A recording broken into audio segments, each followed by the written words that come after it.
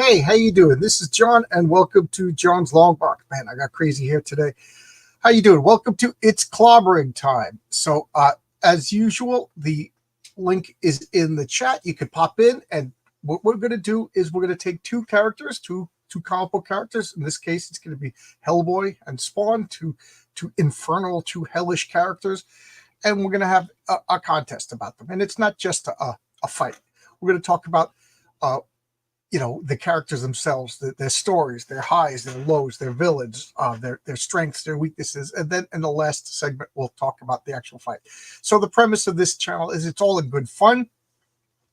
It's a callback to remember those days when you're in the comic book store and you always had that know-it-all kid. Batman can beat anybody, and Batman could fight the Thing, and the Thing could fight Aunt May. And you just had fun, and you just chimed in, and we just talked about it. So don't take it too seriously. It's not meant to be too serious, but it's meant to be fun.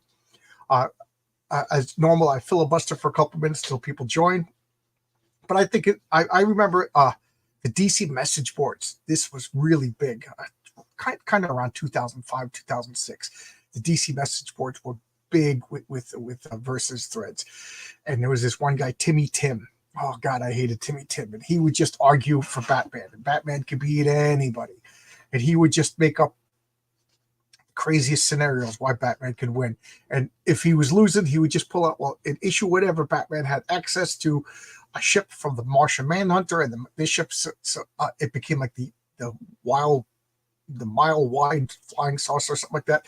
And he would bring that up. But, we're talking about here the typical adventures. You know what I mean? If we're talking about Batman, you can't bring up his access to his spaceship. That's not his typical stuff. So we're talking about the typical power levels, the typical tricks, the typical gadgets, the typical powers of these particular characters.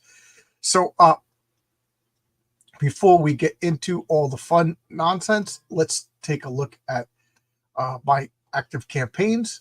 I got 2 active campaigns right now. This is Fund My Comic. This Fund My Comic is going to be my home. Excuse me. In Fund My Comic, I got the Heroic Tales. Heroic Tales, issue number 1, debuts the Patriarch. And the Patriarch is everything that's positive about masculinity. He's a loving father. He's a devoted husband. He's a beloved superhero. And this is him juggling all the responsibilities of all everything that entails.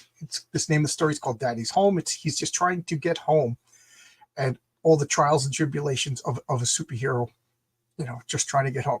This is a Fund My Comic exclusive. This cover is by Pat Broderick, and you could only get this on Fund My Comic. I love this cover. I love this cover so much. And this is the back cover. This is what he's trying to get to. This is his home. This is his farm. So the Patriarch, because of the crazy world that superheroes live in, there's superpowered villains. And so he's keeping the family home, safe, protected, off the grid.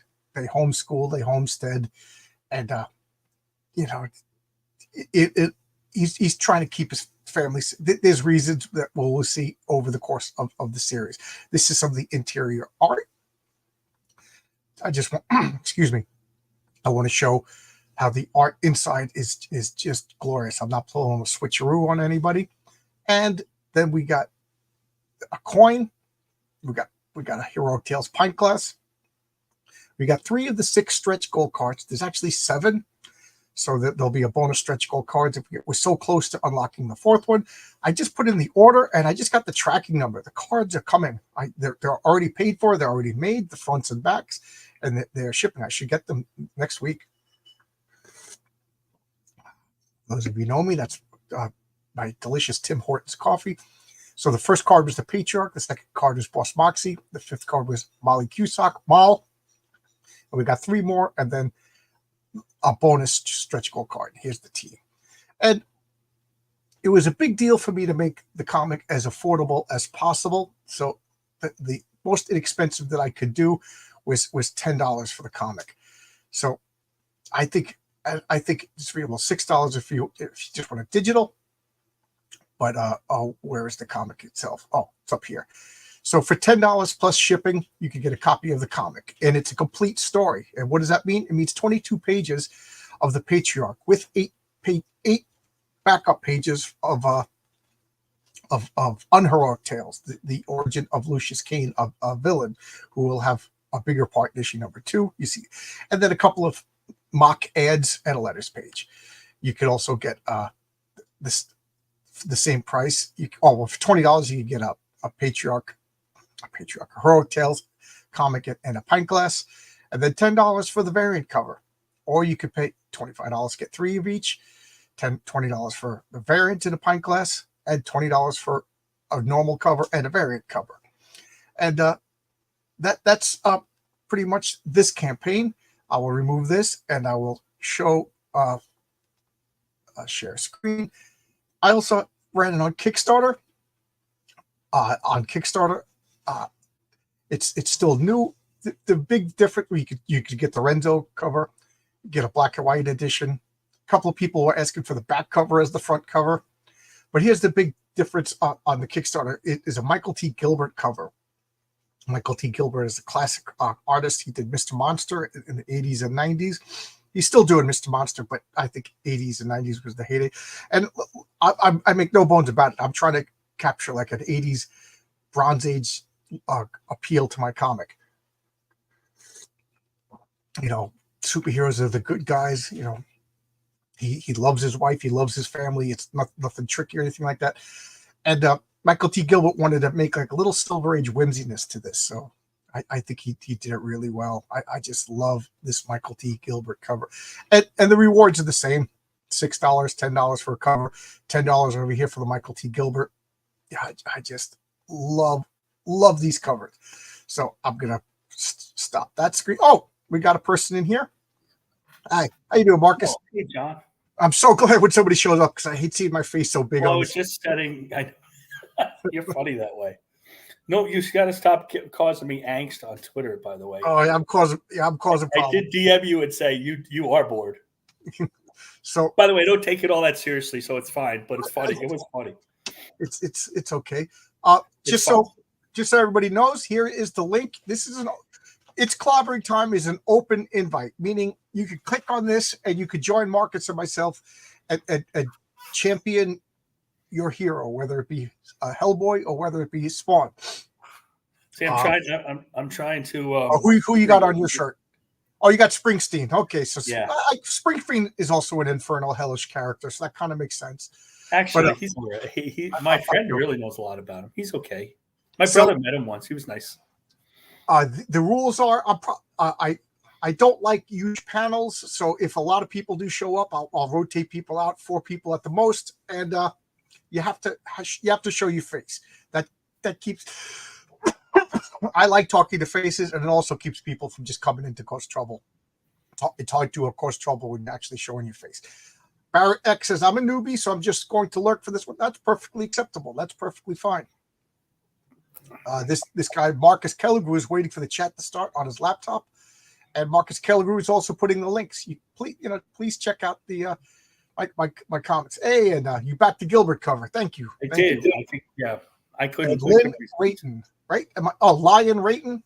I guess I said it wrong. So, we got the Crowd Foundation Agency. I don't know how that's sneaked in over my comment. Hello, how you doing today? I'm pretty good.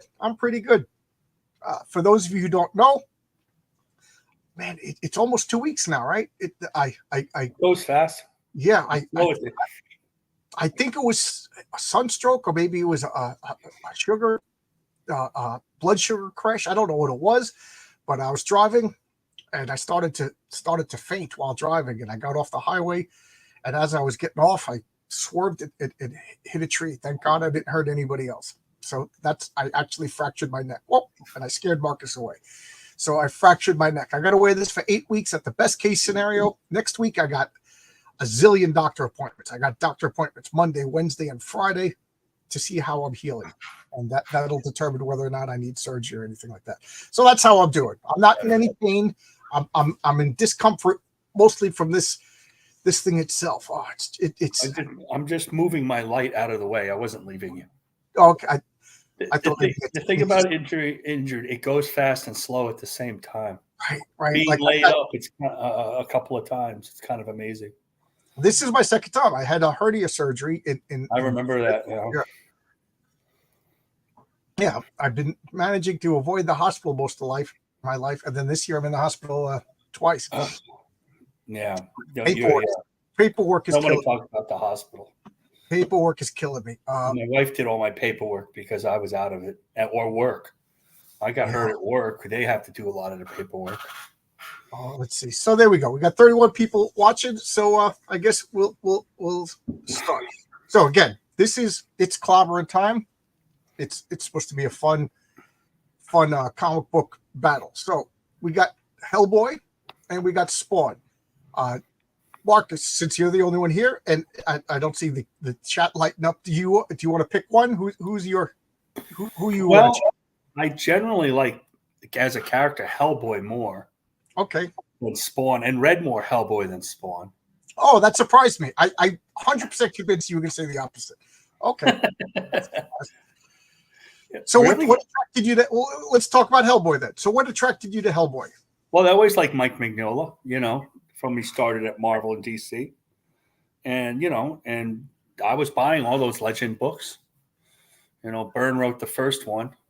Yeah, a lot of people don't remember that. They're really unique comics. And, I don't know. I think he's a better artist than Todd McFarlane. But, in our there's fight. We hang out with people really like Todd a lot. I bought the first few Spawns, but it didn't hold me. And at that point, there were getting to be so many books to buy the books that you always bought.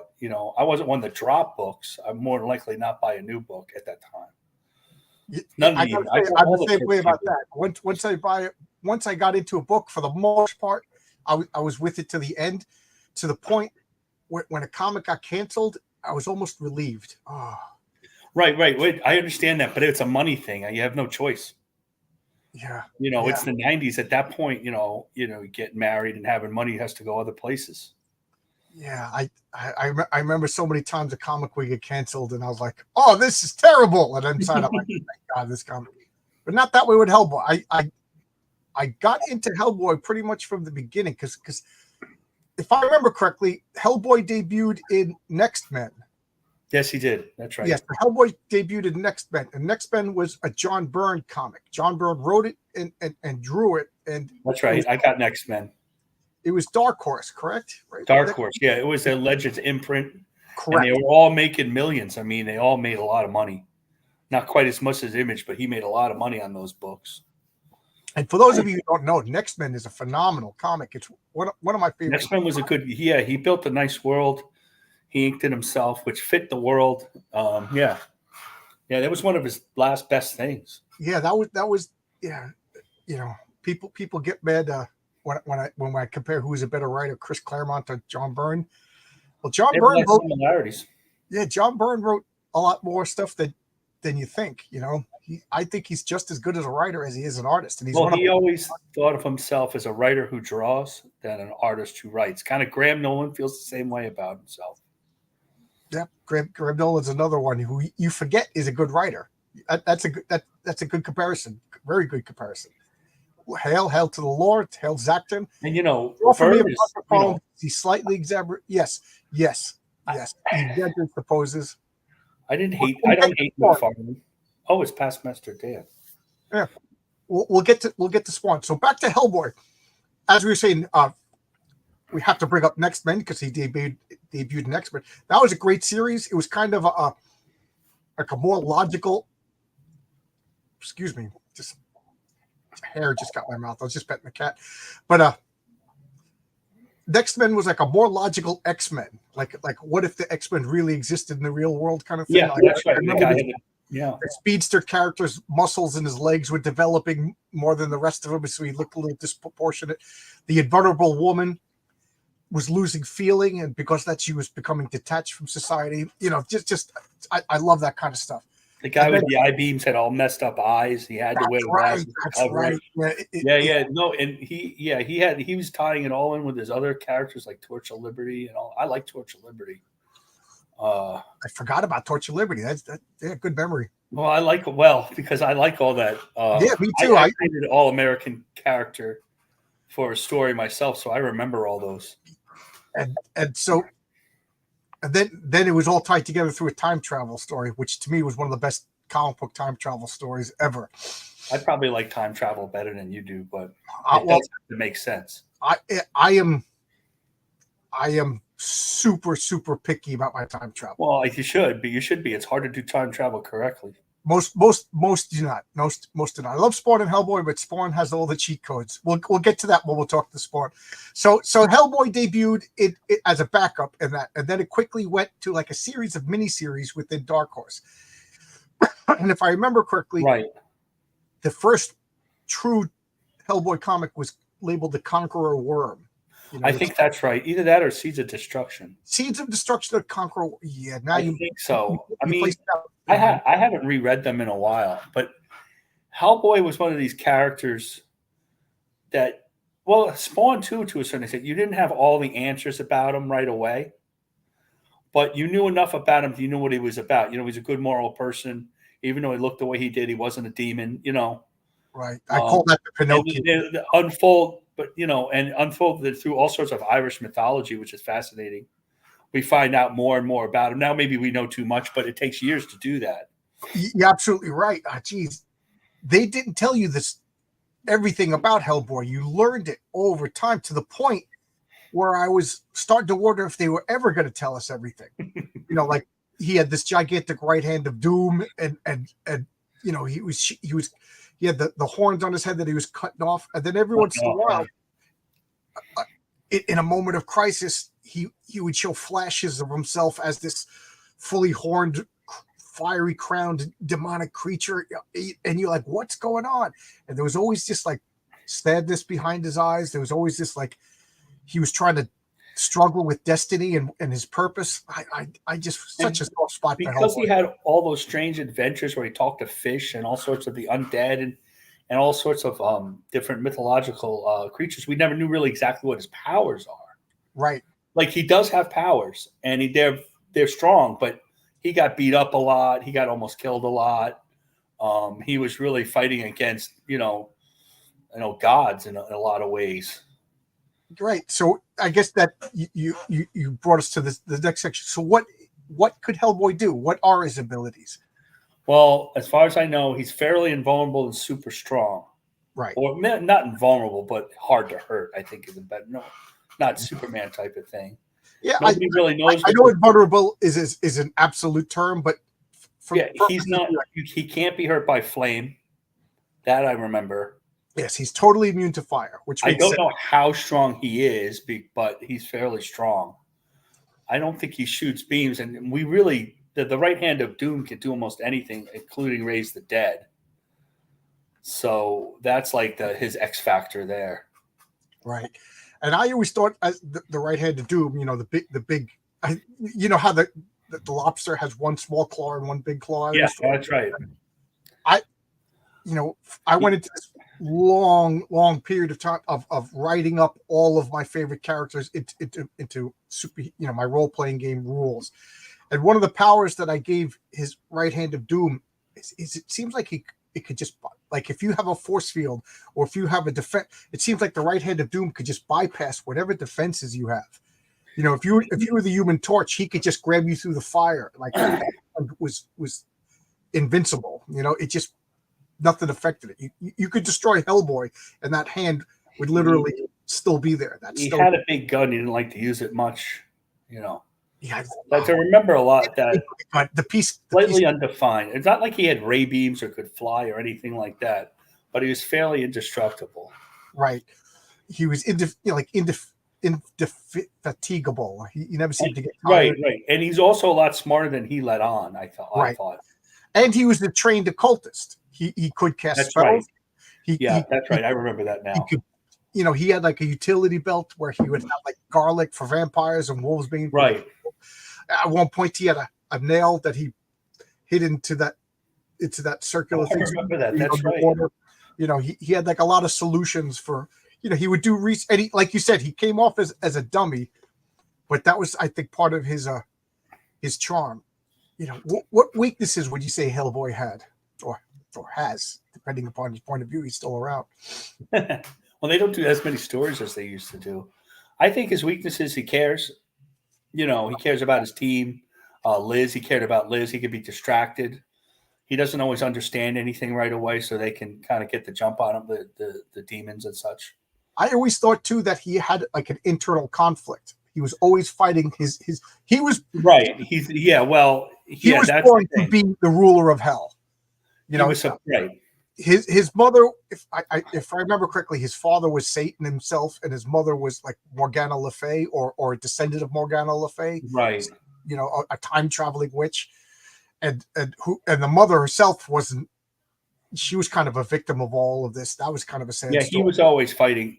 Yeah, well, that's what causes his distractions, inner conflict. He was fighting this internal. He wasn't always focused. Yeah. And that's something I always like. I always call that the Pinocchio, a non-human character that recognizes. In Hellboy's case, he was never human, but I made it up while talking about the Ben Grimm, the Thing. He was human, lost his humanity, and because of that, he's trying hard to either recapture it or not lose his humanity. And I always say he wants to be a real boy like Pinocchio. I have a soft spot for characters like that. That's another. Do you think he ever wanted to be normal like that, like a normal person? I don't know if he wanted to be. I don't know. Because to him he was normal, right? And I love those stories of a young Hellboy. He's putting a cape on and pretending to be Superman. And they brought him up normal, like a normal boy, which is what gave him his moral center.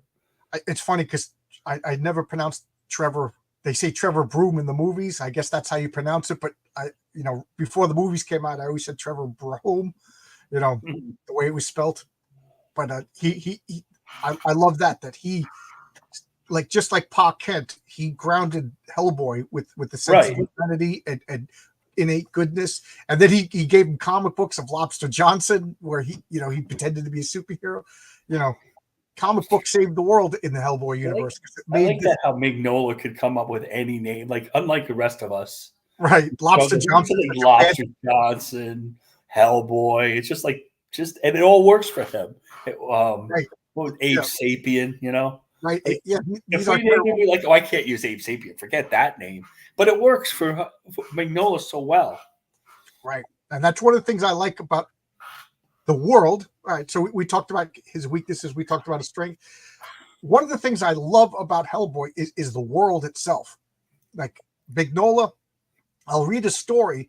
One story in particular is a one-shot story, The Ghost of Venice. And they were just in Venice, and they found they unearthed the statue, and they just talked about it to the point where I was like, is this real? Is this a real statue? Did Mignola see this and make a story about it? Or, like his world delved into the real world occult stories. Like he made up a saint who was a monster hunter, and I'm trying to remember the name of the saint, to the point I thought it was a real saint until I looked it up, and I can't find anything. He incorporated the occult mysticism and comic book stuff so well. I believe it was based on a lot of it's based on real, or at least mythological, myths and stuff that he went off of. And who thought? I mean, artistically, you always wonder how he did the drawing like he did. Right. He always claimed to be influenced by Frazetta and all that, and you have to look for early time. You could see it. You could see it a little bit, but it's really the way his compositions. Nobody else could do that. I mean, people now say, okay, do the Mignola style, but I mean, it took a while for him to come up with that style. Absolutely. To the point, I'll just adjust with Zach. You have to say it with confidence. You have to say Lobster Johnson, and just Well, Zach. If you're gonna make Lobster Johnson in the movie and like you're winking at it, it ain't gonna work. But you just bought Lobster Johnson, the way. Well, it's like you say Zach Tan with confidence, Yeah, Zach Tan. Does Hellboy universe? Okay. One of the things about that, first off, about Mignola's art style, like you said, I remember getting. What did he do? Cosmic Odyssey. Cosmic Odyssey, yeah. From DC, and I didn't like it. I thought it was boxy and weird. It was. I liked it. I mean, but I was used to his stuff from the other. I mean, he was going that way from the Marvel stuff. Right. He did the Rocket Raccoon 4-issue series, which that was a non-human character. He did the Hulk. I mean, he was inked on it, but he did do the Hulk, and you could see him going that way. I mean, he couldn't go back and do the Hulk now. I just didn't like his stuff on established superheroes. Right, I could see that. Then when I saw Hellboy, to the point when he stopped drawing, I was like, I don't know if I could continue, but I like the story so much. Well, And then Duncan Grotto, is that how you say his name? He did a good yeah. job. They, as an artist, what you do is, so he created, like you do the world building as a writer, right?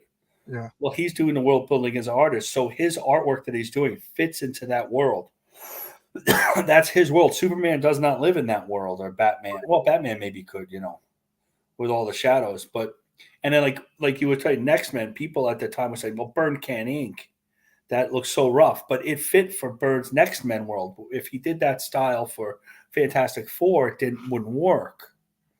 But if it's your own creation, it works a lot better. So, like, Excuse me. I love seeing Hellboy. Like, he does do the odd cover, and I think he does the odd issue, but he doesn't draw as much as he used to. His it's so unique, it's so different, and then and his world just expanded. So it started out with Hellboy in like a series of miniseries, and then BPRD developed with the Bureau of Paranormal Research and Defense, and that was like 150 issues of comics, and that was drawn by Guy Davis. And he had that old scratchy style. And I was introduced to his artwork from why can't I think of the name? The Sandman Mystery Theater. I think he did Prince Valiant too, Guy Davis. Oh, did he? I think so. I didn't read BRBD as much. I know of it, but it's so good. And it's I'm a sucker for like a paramilitary team of like mixed paranormals and humans. I just thought it was so good. And you had like all of the ancillary Hellboy characters going out fighting werewolves and gathering information, and then a full-on war, which brings up All Dirty Fatty's comment. I was just going to say, isn't Hellboy's universe include Lovecraftian elements? Absolutely. You'd see the tentacles floating out of the sky, and Rasputin summoning the great old ones, and even like when they were offering invocations, they would use like Lovecraftian monstrous names peppered with names that I don't know. Were they part of, like, because he used a lot of Russian and Norwegian and Celtic. Yeah, I remember the Celtic. I wonder, were these actual names from these mythologies? Were they made up names? But it doesn't matter because it was unique to the Hellboy universe. Right. And it was so much fun. And again, you always thought, what is Hellboy going to do? And I guess we'll get into some spoilers sooner or later talking about Hellboy. It wouldn't be surprised if such a bureau existed in real life, but wastes tax money pretending to fight monsters. You never know. How goes the night? High Lord Sark. We're going pretty good. We're talking comic books. What else is there to do? So much fun, So much fun. I love talking about this kind of nerdy stuff. So there was BPRD, and then, as I say, it turned into an all-out war when these creatures came out of the earth and they spewed like fumes, and pretty much like the breadbasket of the United States, people were transforming into these deep one creatures. They called them the frogs, and there was like 4-issue miniseries called The War on Frogs, and it was just the BPRD and military units fighting deep ones. It was like a zombie apocalypse, right, except they weren't zombies. They were like fast, agile, mobile, cannibalistic frog creatures. And, it turned into a post-apocalyptic comic, which really changed the setting of the comic. Now, Hellboy himself, they thought he was dead. He fell into the ocean. Right. He was literally walking across the Atlantic. He was walking from England to, so he was out of his own comics for 7 years in real time, and the characters aged in real time. That's a ballsy move. That's a bold move. Well, you can only do that if you work for Dark Horse, Right. IDW, you couldn't do that. And every once in a while, there would just be like a one shot of Hellboy under the ocean playing cards with dead men in a pirate, sunken pirate ship, or in the belly of a whale or something. It was like so. One of his powers is the ability to breathe underwater. Apparently. Well, that's what the nail was. Right. He put the nail. Yeah. It's like I said, it's such nobody else. Can you imagine having a Spider-Man comic and Spider-Man's not in your comic for 7 years? Well, they had Superior Spider-Man. Yeah, don't get me started on that. Whenever I defend that, I get attacked. Oh, well, I know somebody who really liked it, and she's a big Ditko person. She loved it. She thought it was very Ditko. Yeah, as an aside, I didn't read it, so I'm not. Superior Spider-Man. I mean, we all knew it wasn't going to last. So what did it last? 19 issues. My only problem with it was they tried too hard to make us believe that it was the new content. Like we all knew it. Like Doctor Strange. Peter Parker has to come back anytime they. It's like, don't do that. Don't. We know that doesn't happen to Spawn or Hellboy. And this is a little bit off you talk about, is the constant reconfiguration of all the classic characters in different costumes, different people, because they're so afraid of losing the copyright and the trademark to these characters. That's partially the reason why Thor is a girl or Iron Man's a woman or whatever. Or even in the 80s when the black costume came out, Captain America became the captain and Thor had a new suit. This is all because of legal stuff. I mean, they don't tell us that, and we don't find out till after. But that doesn't happen too much in the creator-owned, where Hellboy is a creator-owned book. Right. He's not doing that. He doesn't have to worry about any of that stuff. And we're like, oh, my God, why'd they do this? Well, not always because of creative reasons. True. Like, a lot of it's like, why did they make the She-Hulk, Yeah, Miles Morales, I always say, was the scab Spider-Man. It was the that's right. They want to have a Spider-Man to prepare in case they lost a lawsuit to the Ditko estate. Exactly. I always laugh as everybody's like, "You're racist if you don't like Miles Morales." It's like, I don't like Miles Morales because he was created to screw over creator rights. You know what I mean? I thought we all agreed that we liked creator rights. Well, they want to have a Spider-Man, so they create a different Spider-Man, and they've done it a billion times. But the Superior Spider-Man, I thought it was just a lark that they went on, and I knew it was going to last a year or two. Well, I think it got more. It was more popular than they thought. But it was Dr. Octopus took over Peter Parker's life, and he was going to fix all of Peter Parker's life because he was going to use his genius. So just imagine Peter Parker with a ruthless, logical will to solve problems without any humanity. So he was superior to Spider-Man. He was going to defeat Spider-Man by being better. I think the art was not bad. I think I might go back and read it. I know it's Dan Slott, but he could write a good, decent comic. Dan Slott is a jerk. Dan Slott, just like Mark Waid, is a jerk, but they could write a good comic. Well, creative people, man. I mean, you and I work a real job. You work a real job. And you're a creative person. I'm a creative person, but we have a tether to the real world. And these people they don't have a tether to the real world, the older creators that we all love, the Ditkos, did have a tether, but these guys don't. Well, yeah. And we find out about that about everybody. Yep, I think people who tend to work from home, do everything from home, never leave. I got buddies. This has nothing to do with Hellboy or Spawn, but I got buddies who are IT guys, and they literally work from home, and they Grubhub food. They're single. They live in an apartment, and since the shutdown came, they don't go outside. They became weirdos. I was never affected by the shutdown. It's hard to build construction. Well, I worked during the shutdown. Yeah, me too. Well, I got sick, but I did work. The return of the jet. It's a good point. I got to go through Superior Spider-Man. I think that's why the woman is part of this anti-John Byrne forum. Believe it or not, because she used to run the Byrne forum. That's a whole other story. But she's basically an objectivist, so she did like that for that exact reason. I never thought about that. I got to go back and examine that is it an examination of Ditko's? That's exactly why she liked it so much. Oh wow! Thank you for the comment. That's a great comment it's gonna make me re-examine something that I already liked, because even right now you have enough comics to read. You don't need to add more. I barely reread comics, although I am rereading Agents of Atlas. I love this. I have to. Yeah, that sounds good. I freaking love this series.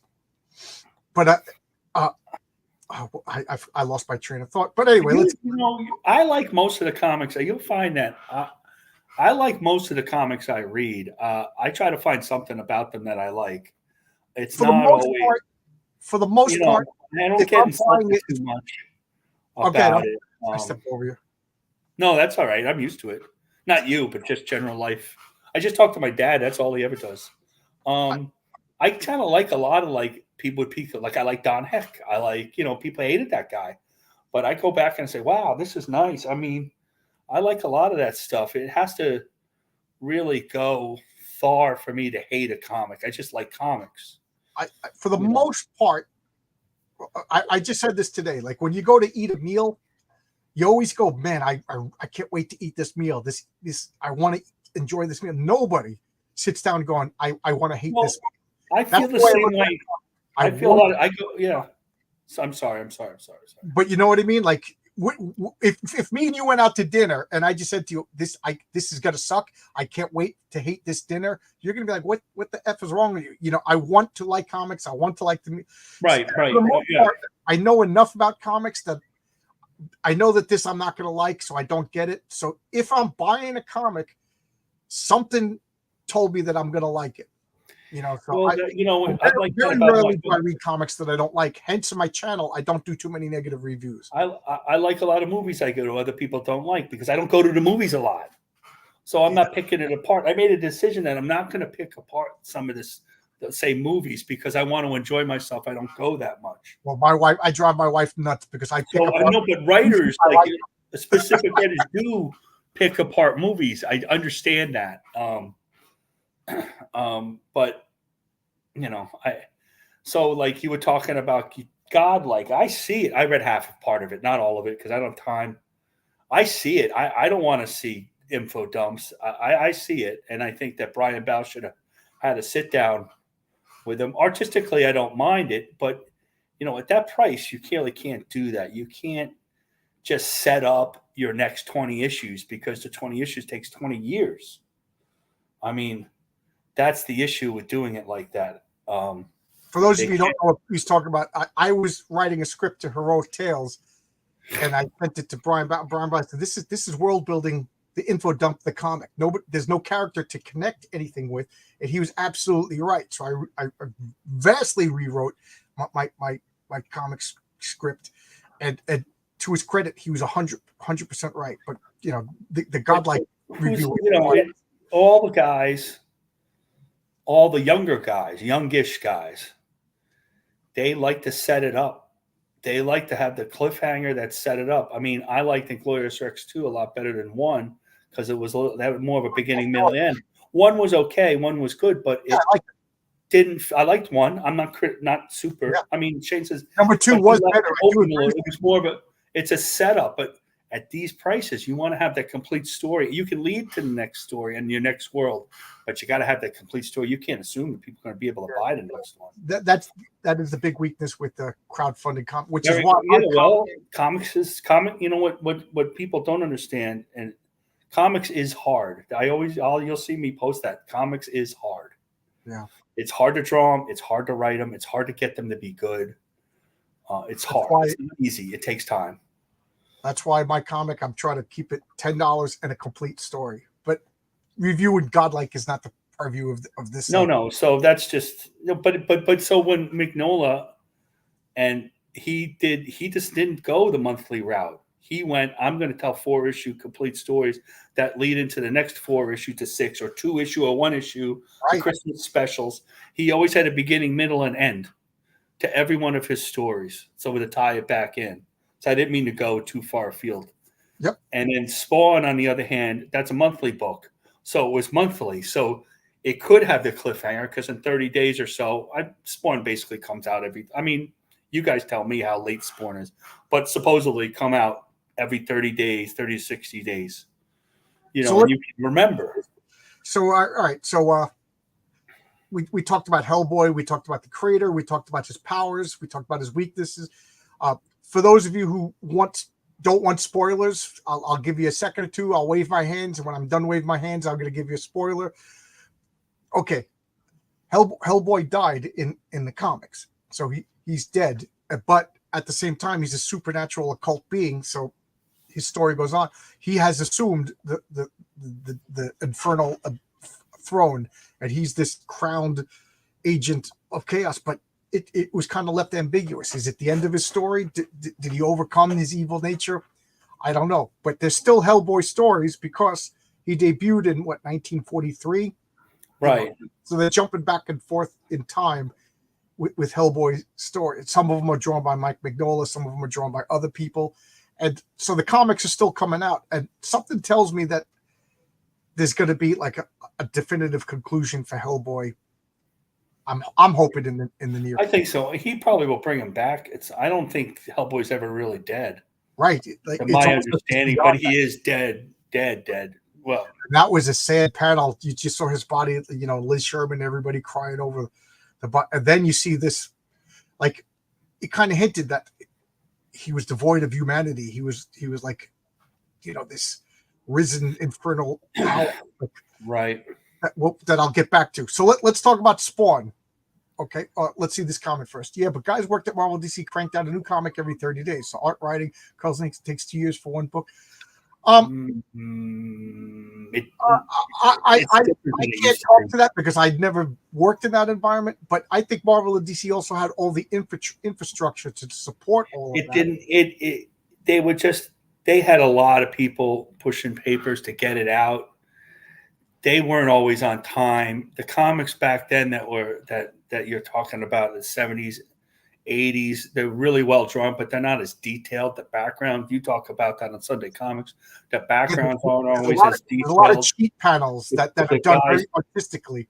Like the joke is Brian Hitch gave Captain America real boots, and now everybody's got to draw every lace and eyelet. And it takes forever for artists to do it and do it correctly, where it used to be just Buccaneer boots. Right. It takes longer than it used to, even with the computer. It takes longer than it used to be.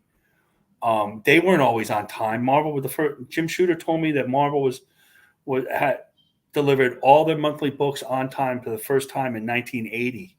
Wow. So all those years, something was late, and they were always rushing to FedEx, even at that time. And they're only 20 pages. They weren't 64 pages. They weren't trying to fill. Some of these guys are trying to fill you for the value. Well, if I'm just going to take this long on a book and make it the best I possibly can be, it's got to be 48, 64, 72 pages. These are big graphic novels. Without the newsstand, because you had to deliver. You had a contract with the newsstand. You know what I mean? So it was a big deal to be on time. So we did not hampered by it. Like the European model is a guy would spend a year making a hardcover graphic novel edition, fully drawn, beautifully illustrated. That's great too. I got no problems with that. This comment made me laugh. Etrigan would kick both their asses. That's funny. We should have included Etrigan. He really seems to fit in perfectly. Really does. For those of you who don't know, that's DC's demonic character. There has to be a way to make an independent comic in a 2 years of. Well, there you go. I'm already working on issue 2, guys. I'm hoping to deliver my comic. Not everybody. There's only like a couple of guys, like famous guys, that do only comics. I'm not talking about people of a full-time job, and have to do this. But Andy Smith and comes out when he says, and I think Graham Nolan and Aaron Lopresti.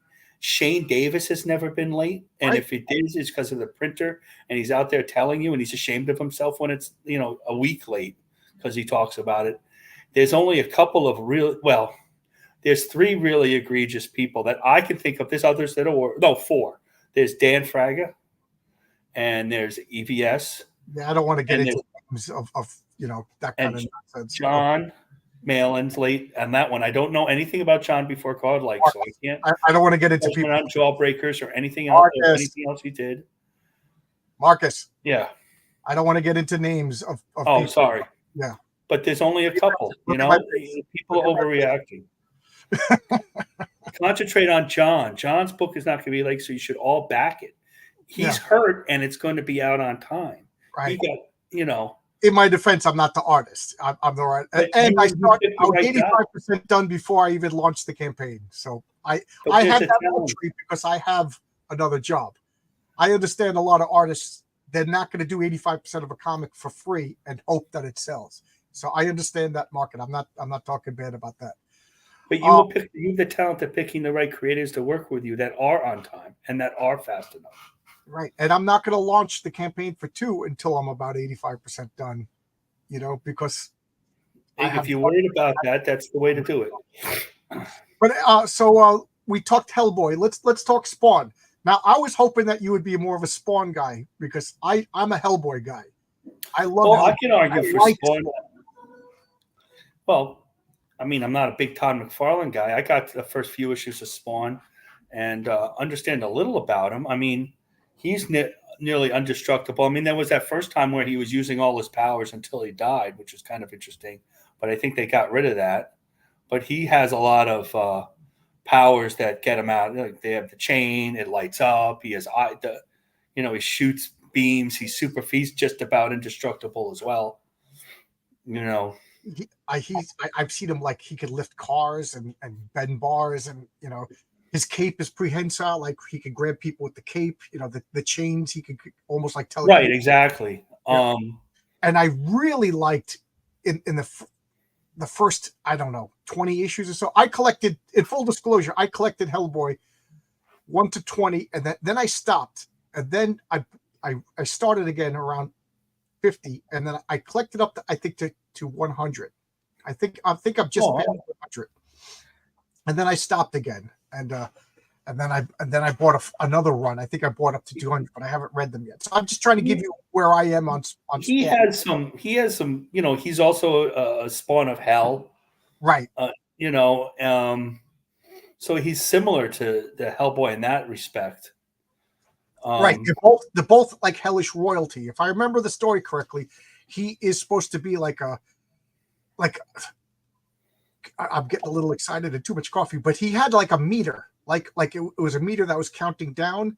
And when that meter reached 0, he was going to be reclaimed by what was it, Malgibulja? Is that how you pronounce it? Right. But then he becomes almost like a servant of Satan, and an agent on Earth. And I always thought that was kind of brilliant, and it set up a tension, and it set up like a ticking clock that was really, really important. And he could suck out whatever you want to call it and do great feats, like almost like a Doctor Strange sorcerer. He could change the course of mighty rivers by drawing on too much power, but that brought him closer to his own subjugation. Boy, and then they did away with that dial. And to me, that was a big part of me losing interest in Spawn. That's so interesting. It's so interesting how Hellboy was mostly fully formed in Mike Mignola's mind, but Spawn wasn't. Spawn kind of evolved. Yeah, different things. Where's Shadowpunk? He probably knows most about Spawn. Yeah, Shadowpunk is usually my. I mean, he's like more of an image guy than I am. Is anybody in the chat? I don't want to. I was reading up on Spawn a little. I was really hoping a big pro Spawn guy. I can't be. I'm not a big. I'm too old. I'm a generation before. Yeah, Marcus and I are more. I'm more. I appreciate them. I appreciate them more now than I did then. But I was teaching kids how to draw, and the 13-year-old kids love that stuff, so I couldn't put it down. I mean, if we had something like that 13-year-old kids liked in comics, we wouldn't have comic problem, would we? People say a lot about image, but the 10 to 14, 15-year-old kids love that stuff. Right. And right now it seems to be a 90s comics revival, Well, that's who's old enough to create comics. The nostalgic glasses and looking back and kind of forgetting there was so many.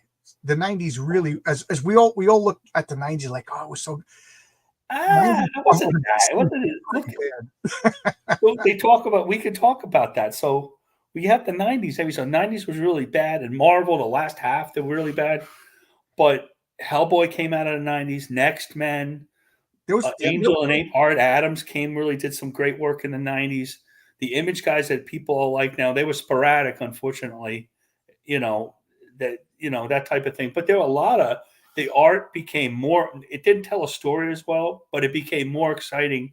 So that when it came back to telling stories, they still used that exciting, style within a better storytelling a little later.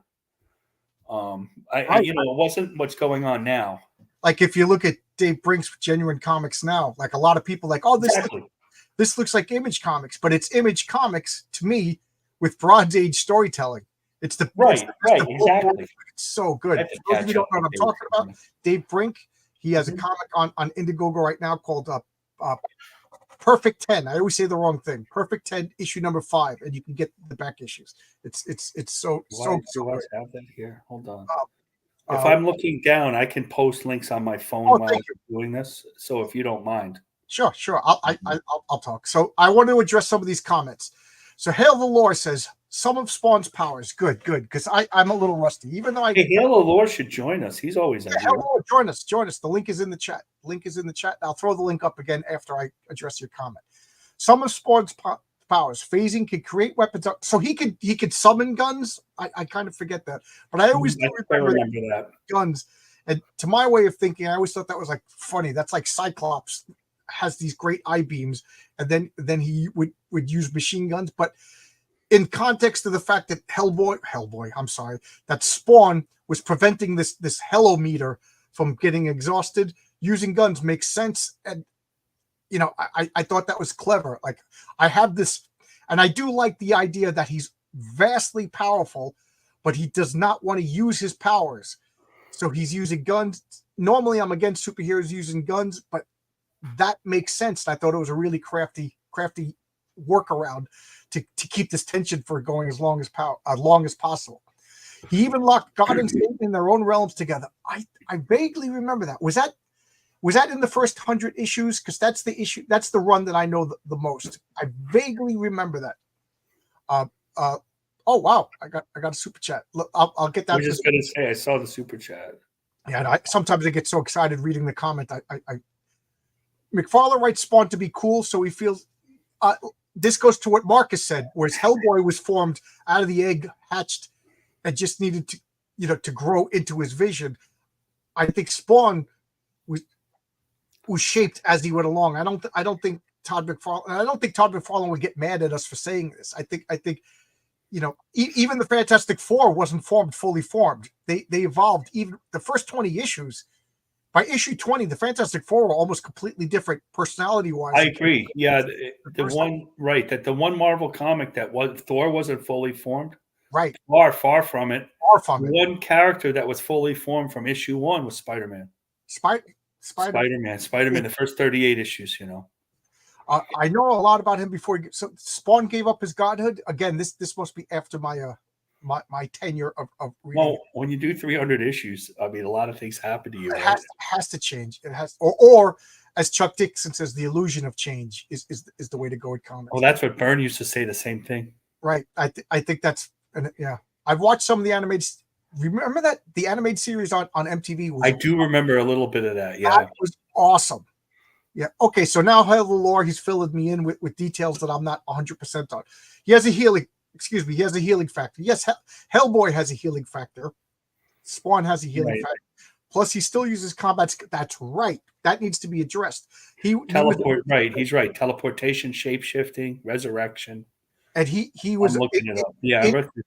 In his civilian life pre-Spawn, he was a military guy. Was he a fortune? Was he a mercenary? I forget exactly. I think it says here CIA, Secret Service, Marines, that type of person. Right, so he was a badass before he became a superpowered badass. And he's he's an African American man. Wasn't Al Simmons African American? Right. He was one of the way before anybody else was. Right. Before Spawn, we could count on one hand. There was Cage, there was Blade, and then there was Spawn. And then I remember Black Panther. Black Panther. Jeez, how did I forget the Black Panther? Jeez, what's wrong with me? No problem. You don't have to apologize. No need to apologize. And here we got just dropped in to show some love. Wish you continued success and good luck. I'll be checking out more. Just shut down. So grab some food. Stop. Yeah, eat. Gatekeeper, $10. Thank you so much. Yeah. I know this is a bad thing to say, but I get embarrassed when I get super chatted. I'm not used to it. So thank you. I don't know what to do. I feel like I need to hold up pinwheels or light off fire. You could play some musical. Yeah, you could. Maybe there's something I got to work up an animation. You got to figure something out. Yeah, but thank you so much. I do get a little awkward, If you're an Italian Catholic from New York, throw an Irish on top of that. You don't take compliments too well. And the super chat is it's a monetary compliment. So, here we go. We got a perfect 10 for my buddy Dave. I have to get perfect 10. I really enjoy it. I came in the middle of it, and you got to go back and get issue 1, then you got to catch up, and it's this much money to catch up, but then he said today, and this is him. He has his own web store or web. which is you could back the current one and then slowly catch up by getting them on. I mean, he has, even if they're reprints, I don't really care, like. And I think he also has that doesn't matter to me. You can get it all. You can get 4 issues. Yeah, that doesn't bother me. Davis seems like such a nice guy. He's so talented. He appreciates the links and stuff. He always says, "Hey, there's Marcus," and I like.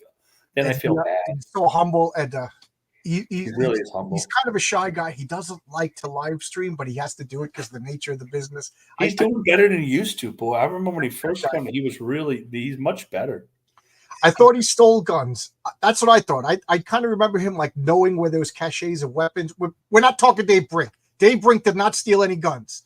Okay, let's stop that vicious rumor right there. We're talking about Spawn. Spawn, yes. I vaguely remember that because of his mercenary military. I thought so too. Yeah, he knew where there was safe havens and caches of weapons. But let's stop that rumor. Dave Brink did not steal any guns.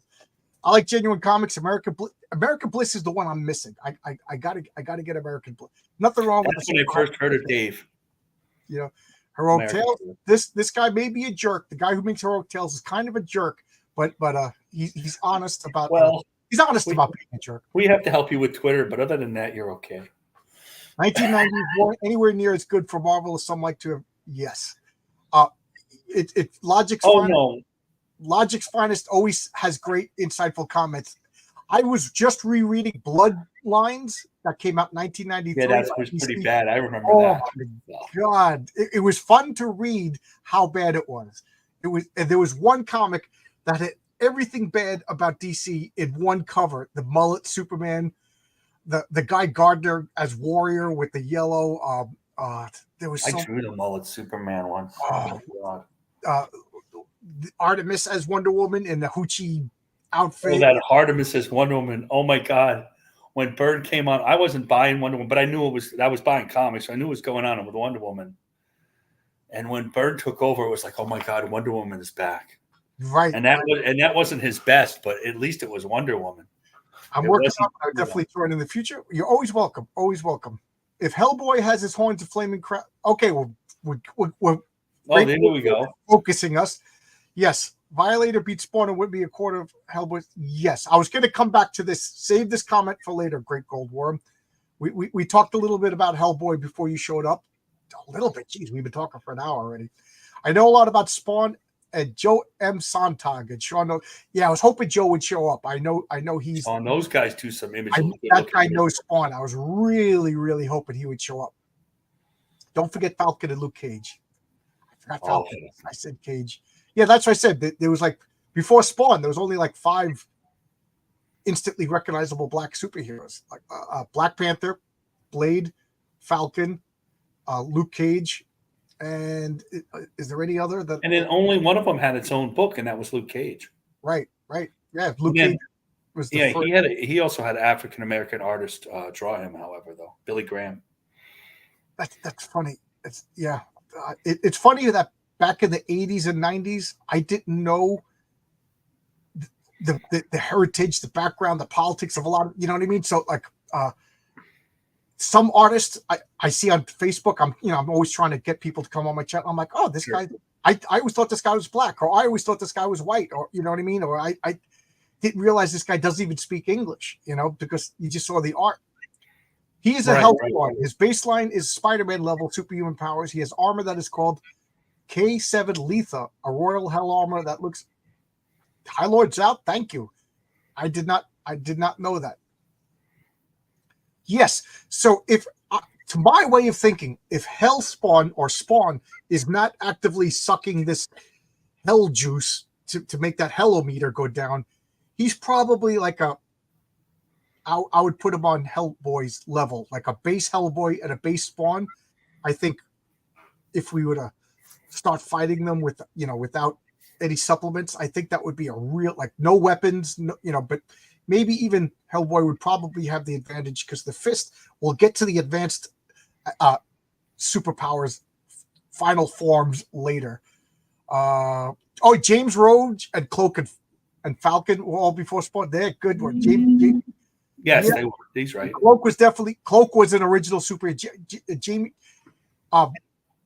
what do they call that? Like not distaff usually means like a female version or like an Yeah, opposite. distaff is usually female. Yeah, But James Rhodes was like a fill-in, like, he was a villain. He was his, and Bob Layton and Dave McClane created James Rhodes. Kelsey doesn't know it, but James Rhodes is the Iron Man during. I know. He was talking about why this Iron Man doesn't know what he's doing. I'm thinking that's James Rhodes. That's why. And if anybody hears from Kelsey, I have not heard from Kelsey. I was talking to Mike Barron today. Mike Barron has not heard from Kelsey. Neither had I was watching Graybeards, and Aaron hasn't heard anything from Kelsey either. So if anybody knows anything from Kelsey, you could get a good sound effect, so you don't have to react. Yeah. I wish I was good at YouTube. The new Spawn series, most of his powers have been taken away, but because he is, even as a human, he's so dangerous, he's killing vampires and demons. Yeah, I gotta say, because of Joe Sontag and he does once, and I hope I'm saying your name correct, Joe. And Joe is the voice of the patriarch. I actually had him do some lines, and then I just never did it. I was gonna have him do a voice in trailer for the patriarch, but he's just got this cool, deep voice. It's just a cool voice. He does. Yeah. I don't know enough about the new series, but because of Joe's interest in it and the way he's talking about it, his enthusiasm is infectious. It makes me want to go and get the missing. But of course, I would have to read all the issues beforehand because I'm a crazy person. The armor gives him the ability to use any power you can think up to a superhuman level, with the downside that it is. Okay, so let me ask you. I like that. I had characters a little like that. Does he still have that hello meter? And I remember he would defeat a couple of demons and then suck out their hello meter juice and refill the numbers in his comic. But I got to say, the less that device was used, my interest in the character kind of diminished. I thought that was so clever, and it made me think that there was a finality to it, almost like a manga. Like, in a manga that these characters could be killed, and that's the end. Is he still Al Simmons? Like, I wouldn't mind if Al Simmons died and somebody else became a Spawn and Al Simmons becomes the big baddie. I don't know. I'm asking because I don't. Gatekeeper. Oh, he's making me writhe over here. Let me make a lot of money. Take my money and some. Oh my God! I don't. Now, I was just about to take a sip of. Still a minute. Yeah. Thank you. I feel. I don't want to say ungrateful. I'm very grateful. Thank you. You couldn't catch it. With my channel now pays for my new comics every month. So thank you. Full disclosure, you guys are my enablers. So maybe I could get a hardcover edition this month. Thank you so much. Thank you. And your boy Zach always says super chats kind of make him feel uncomfortable. I know what Zach's talking about. You feel a little like and if you remember Nurkish, he used to say he felt like a cam girl. And then, I'm not trying to talk you out of it, When he's nice. Oh, geez.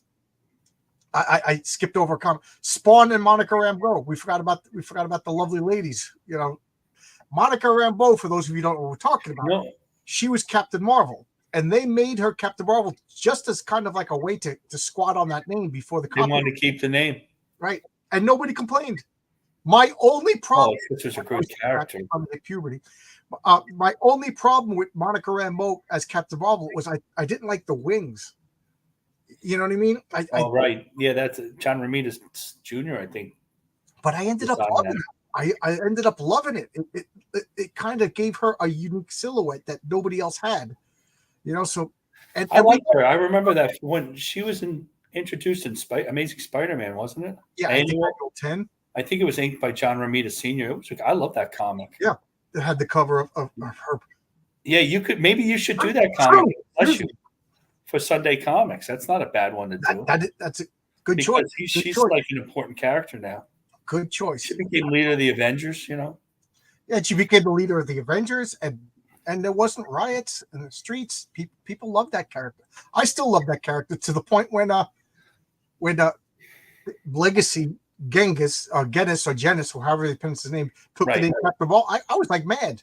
You don't. I got that Captain. That was a pretty cool Captain Marvel series. It got a little weird. The Peter David Captain. Peter David really, I really like Peter David. Peter David for a long time.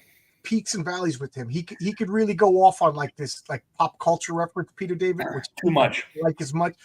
But if you read his Captain Marvel run, I think it went to like 25 issues. It was canceled. They started with number 1, but the first 25 issues, it was goofy humor.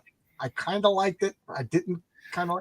When it rebooted, I think they were like, stop with the goofy humor, and it was awesome. He gets too self-referential, which dates himself as the character way too much because he's kind of like that in real life.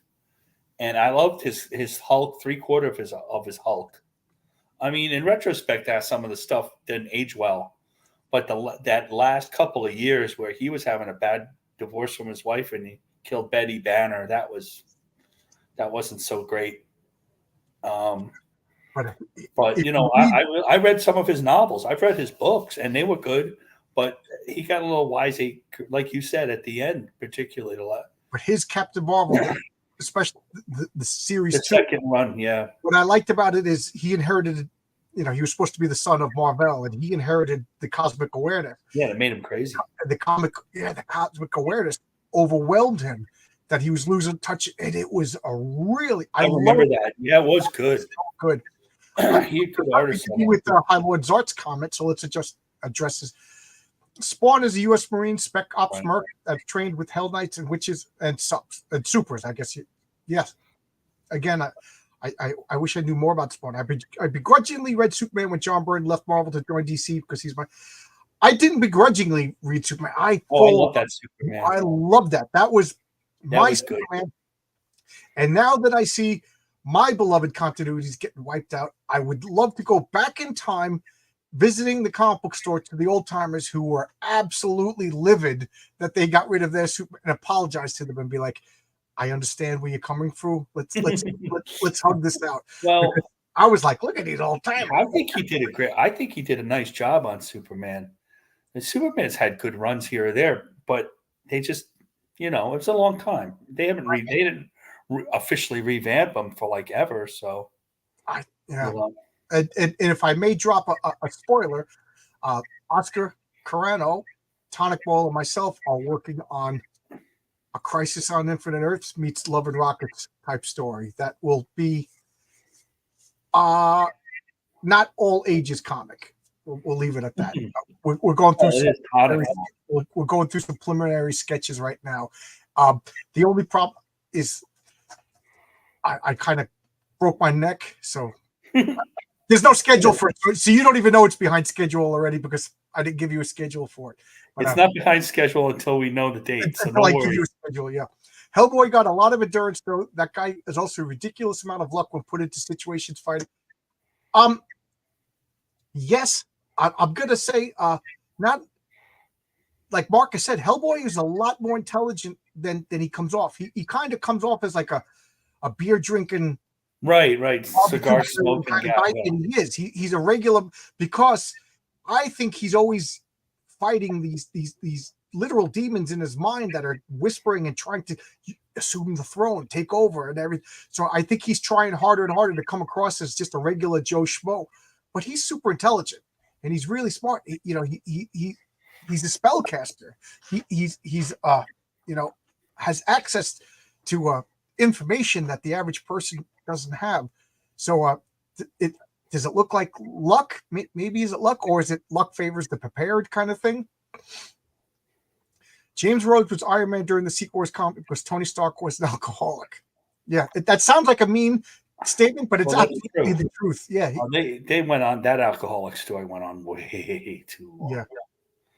Kelsey wanders out of the swamp after he generates. Yes, Kelsey, for those of you who don't know, he lives in the Louisiana Bayou. Right now, he's only about 4 or 5 inches below the scummy water. And some say you could see his beard, floating to the top. And he's just resting the piece of the regenerative vegetative state. He will arise in the near future. So, you got to do something to get that level of awesome artistic talent. And his was he had to transform himself into the thing that walks. I don't think so about the Hellmeter thing. And yes, he's still Al. Okay. When you say you don't think they never got rid of it, they still have it, or they got rid of it, I kind of forget. Bishop and Cyborg. How can I forget Cyborg? My favorite member of the Teen Titans. Cyborg's. I love Cyborg because I immediately have a soft spot for the Pinocchio characters. And as far as Pinocchio characters go, Cyborg didn't really have it that bad, but I could see Victor Stone and Ben Grimm just sitting at a table playing some cards, smoking a cigar, and commiserating. You know what I mean? Woe is me! Woe is me. Monica Rambeau was Captain Marvel before Carol Danvers. Absolutely. That's true. Monica later became Photon, and Rogue took Carol Danvers' powers and later became Binary. The MCU is an insult to Marvel Comics and canon. Yes. I'm not going to argue with anything you said there, but it's hard to take 60 to 70 years worth of continuity and compress it. Did they make her Captain Marvel in the comics before the movies? I think they did. They made Carol Danvers Captain Marvel before the movie, and that I don't have a problem with. I know people kind of call me on that, but I have the first appearance of Marvel, and Carol Danvers is in it. So Carol Danvers has been around since 1968. She's been out and around. To me, the character earned the gravitas. That's why, I don't mind if Rick Jones became the Hulk or Bucky or Captain America, because the character earned the gravitas. I don't like they just make up a character and then say, Kamala Khan is now Captain Marvel. No, she didn't earn the gravitas yet. Right. They become. There's a certain amount of meta in comic books. You can't just declare the Blue Marvel is the most powerful, coolest superhero. The character itself has to gain psychic energy through fans and readership and people like us debating these characters and fighting them out and collecting the comics and talking about great stories. Otherwise, it's just a declaration. Blue Marvel's the greatest guy ever. And it's I don't buy it. Once Carol became Captain Marvel, she didn't have good comic stories. She had good comic stories leading up, or at least some runs. Every comic isn't always good, but they have great runs that you remember. They've been around so long, they all have their ups and downs. And it's an insult to take Carol Danvers out of that awesome Dave Cockrum designed black swish costume. Dave Cockrum is one of the unsung comic book costume designers of all time. He was a great guy. He designed the Legion figures, the new X-Men, and Carol Danvers. That costume is awesome. You met Dave Cockrum? I sat our first comic convention that I went after inking this guy's comic, where I really met my writer, and we created Captain Courage, was in Ramapo, and I sat next to Dave Cockrum. Why I got to sit next to Dave Cockrum, I don't know, but he was a really nice guy, and we did not talk about the X-Men. He was drawing, so I didn't bother him the whole time, but we did not talk about the X-Men, but he really loved the Avengers. Oh, wow. Yeah, he really liked the Avengers.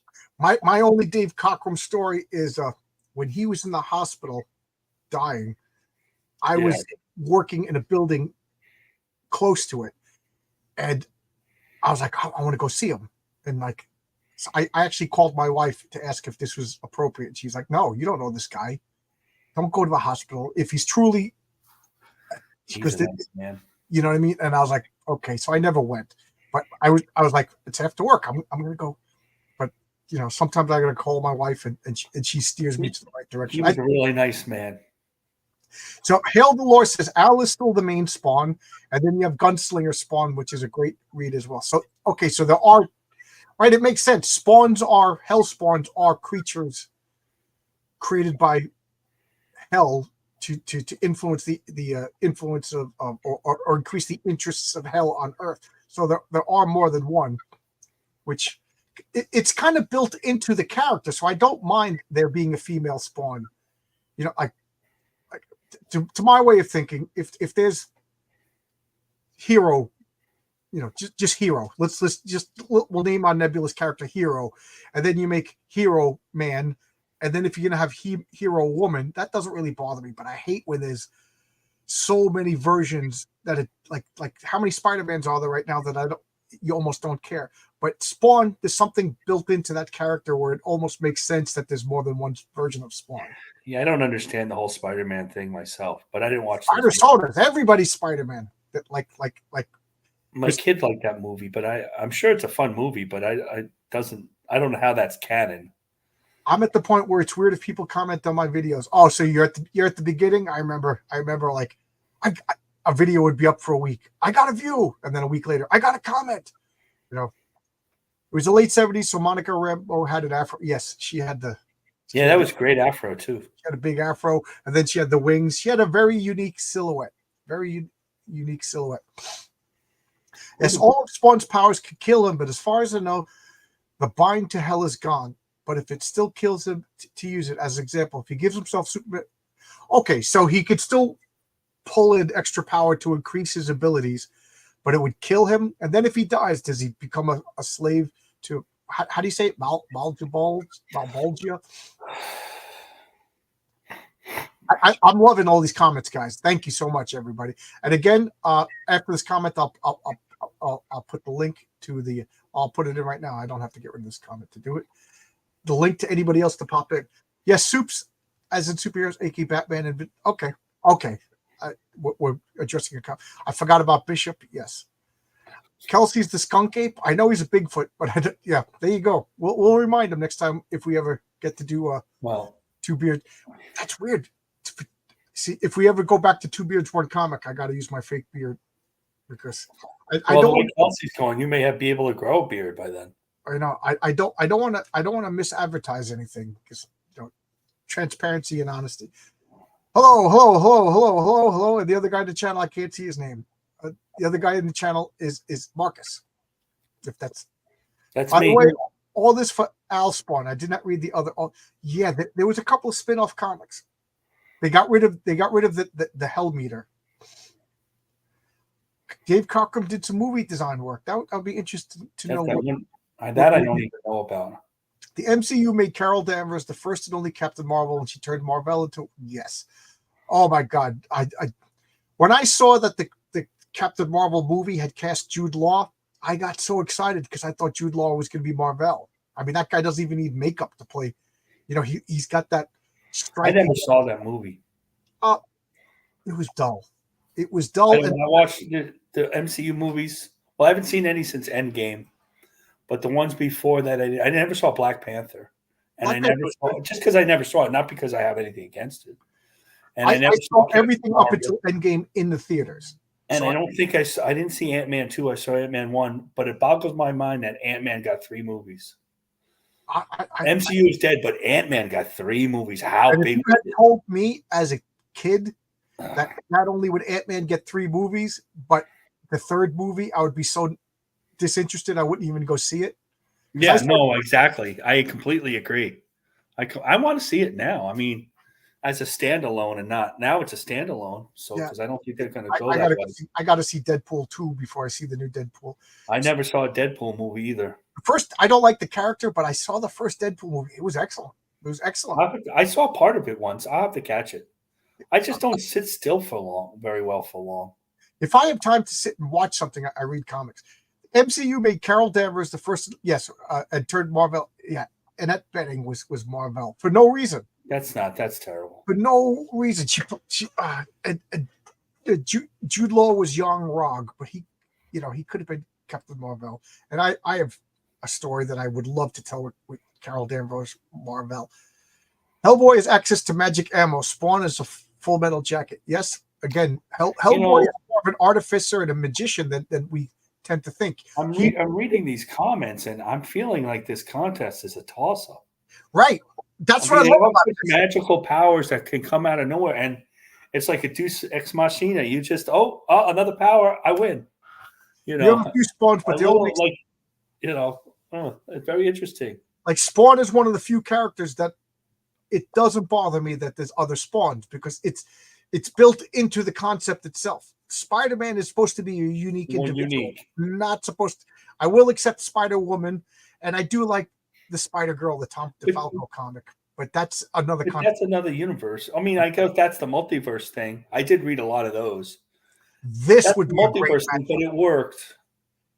Spawn versus Ghost Rider. I didn't even think of that. Had I thought of that, that's what we'd be doing right now. I don't know. Ghost Rider's not that powered to me, but depending upon who you ask, Ghost Rider is the most powerful being in the Marvel universe, and he's just a guy. When he was Johnny Blaze, the original Ghost Rider, he wasn't that powerful. The second iteration, he was more powerful. This jerk, you could pop in and talk to us. That's for me. Peter Parker is the only Spider-Man. Amen. You could keep all the cheap knock, even Spider Pig. Yeah, I cannot tire of saying how much I can't stand the multiverse. You talk about the multiverse, and you know what I think when in 1977 when Marvel did What If, that was that first What If series, and then the third issue was that What If Captain America died, and they had the other guys become Captain America, and it was supposed to be a what if, and it became canon, thus creating the multiverse. The idea of the Watcher seeing these other timelines. And it could only go worse. And then What If was a great. I love What If. What If 3 is one of my favorite comics. I've said a million times I don't like when characters break the fourth wall, but the Watcher. Yeah, that's Watcher's job. Yeah, that's the Watcher. That is the whole purpose. Like I don't like when Deadpool turns and talks to me, or I don't even like the John Byrne She-Hulk comics. I like those comics, but when she broke the fourth wall, it all it did was remind me I'm reading a comic. I don't like that as a. But the Watcher could talk to me. You know what I mean? The Watcher is allowed to talk to me and tell me about other dimensions. That's cool, actually. I love Marvel. That created like the Marvel multiverse way back when. Although What If #3 is one of my favorite comics of all time. Which one is #3? I don't remember. That's the one. That's What If the Avengers were never formed. Okay. And it was by Jim Shooter and Gil Kane and Klaus Janson, and they all became Iron Man at the end. It's one of the great comics ever. One of my favorite what ifs is what if the Avengers formed in the 50s? Oh, I like that one. That's a nice. That's Agents of Atlas. I love. What If 3 is a classic comic. So Great Gold Worm is giving me a pronunciation guide. It's Malbosha. Okay. Malbosha. Okay. I didn't know how to pronounce it. Wolf and Bear, great to see you. Thanks everybody for the comments. Without you guys, this is just me talking. So thank you. Captain Marvel film was absolute filth. I wouldn't go that far, but it was the worst thing I could say about a superhero movie. It was dull and unnecessary. You missed nothing, my friend. It took a complete dog crap on the cat. Yes, you're right about that. Now I'm being a little bit too nice to it. Now that you made me think Deadpool is the best Juggernaut. I might watch it tonight. Maybe my wife and I was about to say something, and then I realized all the controversy I got in this week was going to get overshadowed by the fact that my wife likes Domino's pizza. But I didn't say that. That is the worst thing I have ever heard. She must not be from New York. No, she's from Canada. So well, there you go. So whenever my wife is feeling nostalgic and missing home, she'll get a Domino's pizza and we'll watch a movie. And I think she's itching for that tonight. And as much as I owned a pizzeria, I was a part owner of a pizzeria. I'm an Italian Goomba. I made pizzeria in 3 different states. If this makes your wife happy, you do what makes your wife happy, because you know what? She puts up with a lot of my nonsense. My wife doesn't like pizza at all. So really, Italian. Is she a mutant? Is she from another dimension? Is she? I don't know. She's not crazy for pizza. I've never met anybody. I can see not crazy for pizza, but I've never met anybody who just doesn't like pizza. Doesn't really like it. I mean, I don't think she hates anything. Deadpool movies are crass but mostly good. Haven't watched the latest one. Yeah, I gotta watch the new one. I like I said earlier. When it comes to comics and when it comes to the superhero movies, I look at it as a meal. Nobody sits down at a meal and says, boy, I hope this is bad. I want them to be good. I want my comics to be good. I want the movies to be good. And I'm rooting for every superhero movie to be good. But apparently people like it, Deadpool and Wolverine. Well, yeah. Yeah, people get inspired by... Did anybody read Powerless? Did you ever read Powerless? It came out in the 90s. It was a 6-issue series. And it was... the Marvel superheroes went through their I remember that. I don't think I read it. Powers. Like Peter Parker got cancer, and he was like a guy. Yeah, I think that's why I didn't read it. Like I just bought it because I was buying everything by Marvel. Oh, yeah. And it was really interesting. And I got to reread it. I'm sure my memory's playing tricks on me.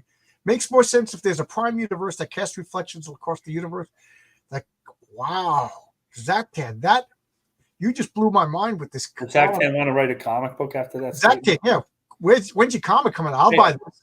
Hey, Oh exactly. Contact me. I'll write that. I'll draw that. Oh script. yeah, Mark. There you go. You got an I artist. love cosmic stuff too, and doing space. Oh man, Yeah. that almost makes me want to redefine the way my universe works. I'm like, that is a brilliant, brilliant concept.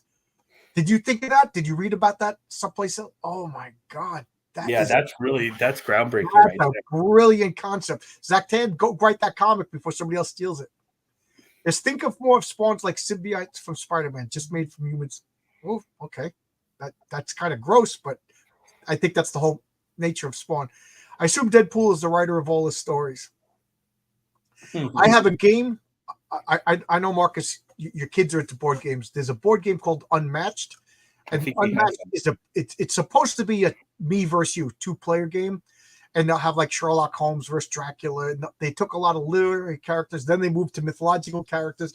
Then for a short while they had Marvel characters, and I'm still waiting for DC characters, but they made it all street level. So like Daredevil, Bullseye, Elektra, and things like that. They didn't put the Fantastic Four, but they do have Deadpool, and Deadpool is the most annoying character to play because the cards like tell you to talk and reveal a secret that you know about your other. Like it's all about breaking the fourth wall. I bought it, never playing Deadpool because it's annoying. The multiverse is a MacGuffin device that a plot hole for lazy writing. It needs to be completely go away. I don't want to say it needs to be completely go away. No idea is a bad idea if executed with talent. And let's face it, DC had a multiverse for decades with Earth 1 and Earth 2 and Earth S. And I think it's funny that DC spent so long getting rid of its multiverse, and now everybody and their grandmother is completely comfortable with the concept of the multiverse. DC reinvents itself since Crisis so many times, and Marvel, although we think it's reinvented itself, it's never really reinvented. It's added a multiverse, but never really reinvented itself like DC. Ask her how she feels about Little Caesars. I personally will not eat Little Caesars, and I will not eat Pizza Hut. It's like pouring grease down your throat. Out of the 3 big chains, Domino's. You know why they got so popular? Pizza Hut was cheap. Pizza Hut and Domino's was the 50s, the in the 40s and 50s. The soldiers came back from the war, from World War II, from Eastern theater or European theater, and they said, "Where's the pizza?" There's no pizza in the middle of the country. There's only pizza in New York and San Francisco, where most of the Italians settled. So in the middle of the country, Pizza Hut and Domino's created pizza for them. I watch a lot of History Channel. Little American lore. What's funny is that people think the Deadpool movie is supposed to make sense when it's just supposed to, the Deadpool movies are supposed to be like, what do they say, tongue in cheek? An expression that when I was in Catholic school, the nuns used to say tongue in cheek, do this, and it always just. That's really not a great idea. Deadpool and Wolverine was fun. Jim O'Reilly, great artist. Jim O'Reilly does chapter. If you're the same Jim O'Reilly, you're the Jim O'Reilly that's doing the first chapter for RJ's Crom the Destroyer, and that looks awesome. And the second and I think third chapter is by Nick Axe. Phenomenal. I can't wait for that comic. You could annoy her by making poutine with cheese with. Oh, she would disown me. I like poutine. But I will say this: there's a mall right by me, and they just opened up what they call New York fries, and they have my wife approved as a Canadian. They had awesome poutine, and I think we're going to go back there this weekend. Why not? I had some poutine in Charlotte that's really good. Deadpool is a bad movie with fun Ryan Reynolds jokes. No plot, bad movie. It's more the TVA. I hate the TVA. Even though they were created by one of my favorites, Walt Simonson, I hate the TVA. Think Loki season 1.5 with. I didn't like the Loki season because Loki was a guest star in his own. He was a side character in his own series, and Loki killed more New Yorkers than Bin Laden. I'm not cheering this character on. I don't care if it's another universe version of Loki. It's what universe are we going to be like? Hey, it's the Bin Laden show. I know it's a fictional character, but in the Avengers movie, he must have killed tens of thousands of New Yorkers.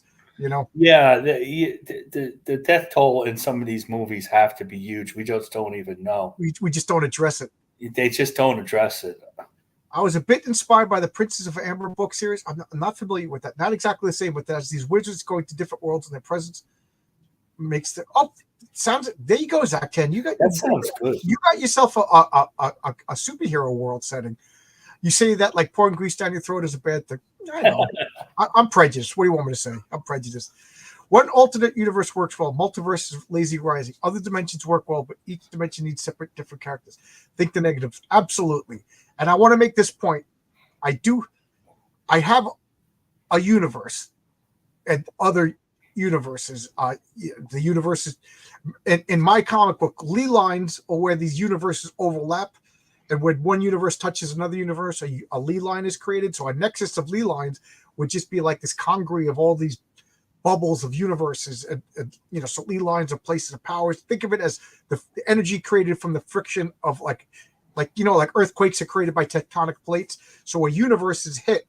So, and because it's 3 and 4th dimensional space, Lee lines can go into the air through mountains or whatever. So there's these Lee lines throughout the earth that create the friction between these dimensions clashing creates energy, which magicians and superpowers, some meta beings harness to make superpowers and magic side effects and blah, blah, blah. So there are multiverses, but each one has different laws of physics. So there's only one Marcus Kellergrew. If you go to the next dimension over and you ask for Marcus Kellergrew, they probably don't even speak English. You know what I mean? Because the worlds are so different. Yes, that's me. I'm wearing his clothes. Okay, there you go. Did they fit you? Did Jim O'Reilly's clothes fit you? That's all that matters. The TV80 TVA, I think, talk about tongue in cheek. I mean, it was kind of like a take on Mark Grunwald. Right. I don't think he really meant like you create stuff in a comic, a Walt Simonson. Right. It was something to fill in the mark. And somebody's going to use it as this huge multiverse thing. He's just saying, "Oh, this would be cool for the. This would be I funny want to do a science fiction adventure, for this month." And I recently reread that, and it just goes. I mean, that's like breakneck speed. That comic, that Fantastic Four. So Logic Finest is not a big fan of Deadpool 3. Don't worry, Deadpool slaughters a lot of the TV. Good. That's the most compelling. I want to see Hugh Jackman wearing the yellow costume. Call me a fanboy. If this helps the fight, Hellboy has much higher baseline super strength and toughness. He gets hit into buildings and cars dropped. Yes. I think because of Hellboy's demeanor, and like I said, he acts like a beer drinking barbecue guy, that it kind of humanizes him to the point where you forget how intelligent, how crafty he is, and just how powerful he is. And I'm agreeing with Marcus. I'm starting to go back and forth on where I'm going back for just like the because I was thinking that Hellboy was smarter than Spawn, but Spawn, I'm not so sure that's true. I mean, he's been a lot of training, almost just about special forces with CIA. Whole life, he grew up on a military base, and so I don't, and they never wrote him when I read it as a dummy, right. He just portrayed himself as a Ben Grimm. Ben Grimm's not a dummy either, but he was a man's man, a regular guy. Right. No schmo, a Jenny from the block kind of thing. That's why I watched it's pronounced ley lines. Thank you, because I'm going to embarrass myself talking about ley lines for the next 20 years. So thank you. I'm going to look that up. Not that I don't trust you, but thank you. Save me from embarrassing myself. Therefore, in the TV, replaced all the characters who would die like crash test dummies. On paper, Hellboy doesn't come close to Spawn's powers and abilities, but the amount of damage he's done.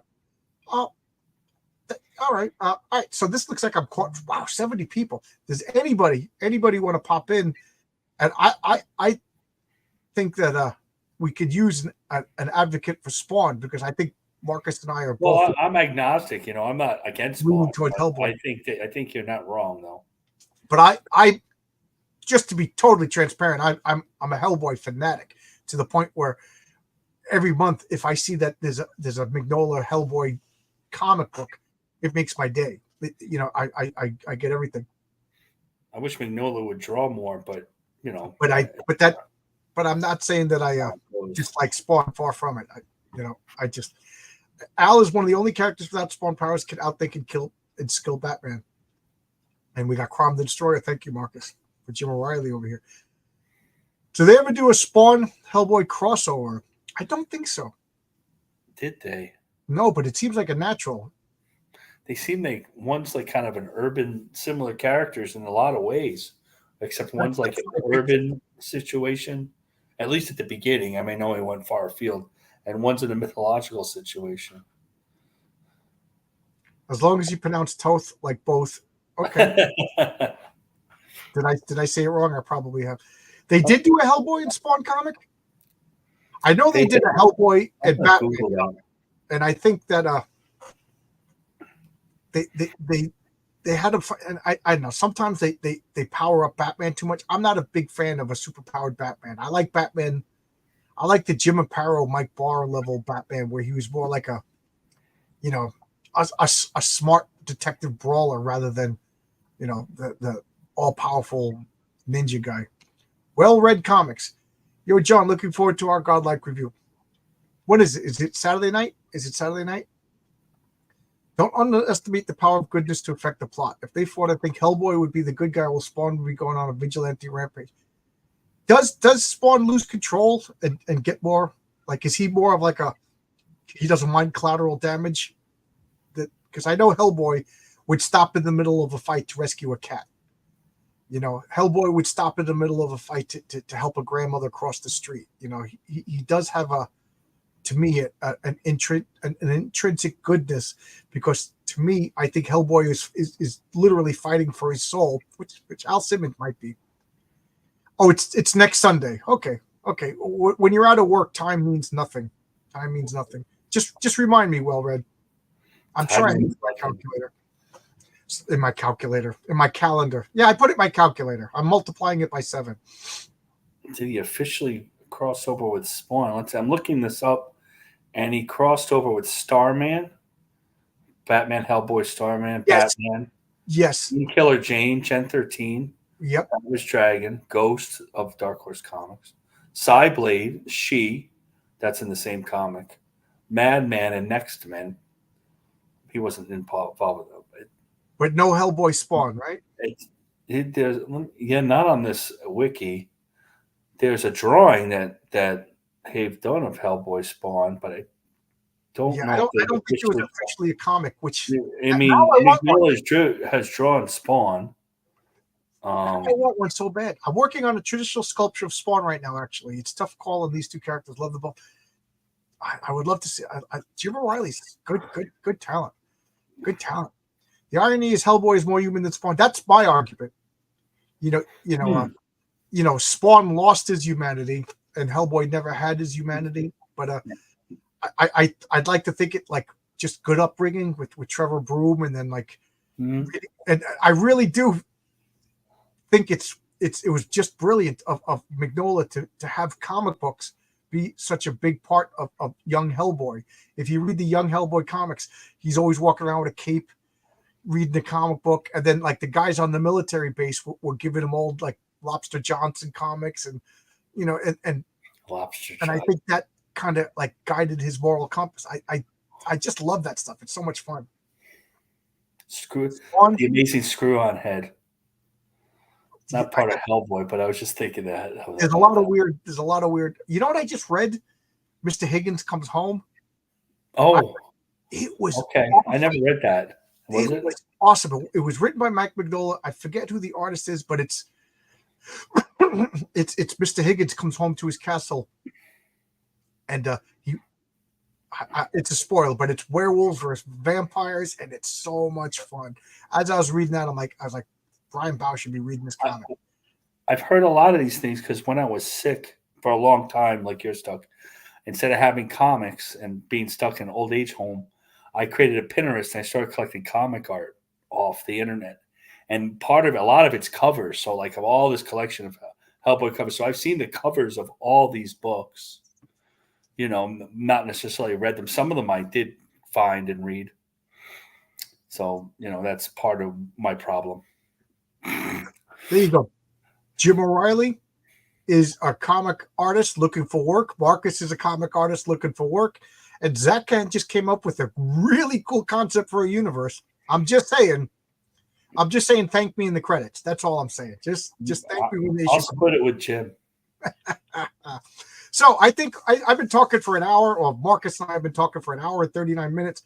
I think we could get to the battle royale. I should get that. Let's get ready to rumble, and talk about the actual fight. So What do you think the premise is? Is it my typical premise? The Beyonder just teleports these two into Magic Arena. I think that's fine. All right, so Maybe neither not the one of them. Beyonder.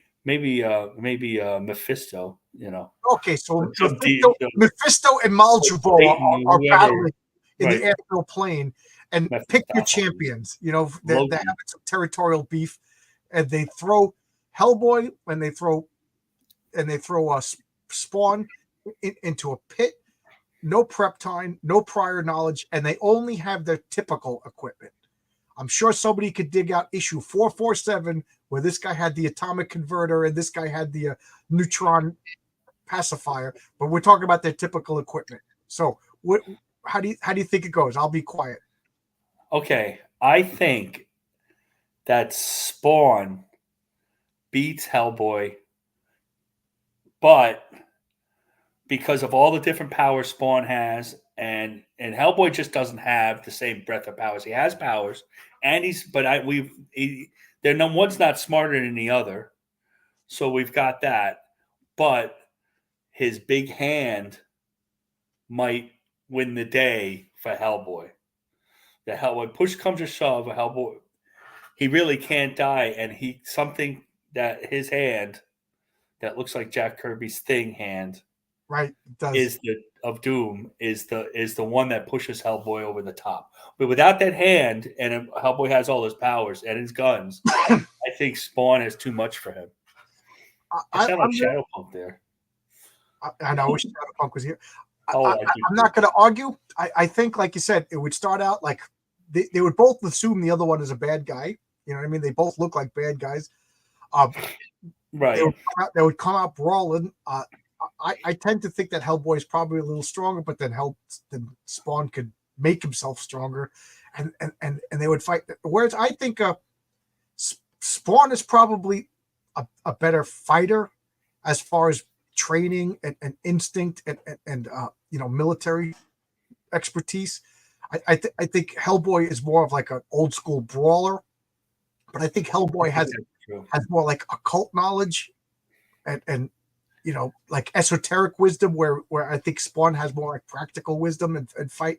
So I think that they're brawling, and then I think, like you said, Spawn would just like either pull out, because he does part of his typical repertoire is whatever power he needs. It's built right into him, or his machine guns or whatever, and chains and start strangling them. And I do think the right hand of Doom. I think it pushes him on the top.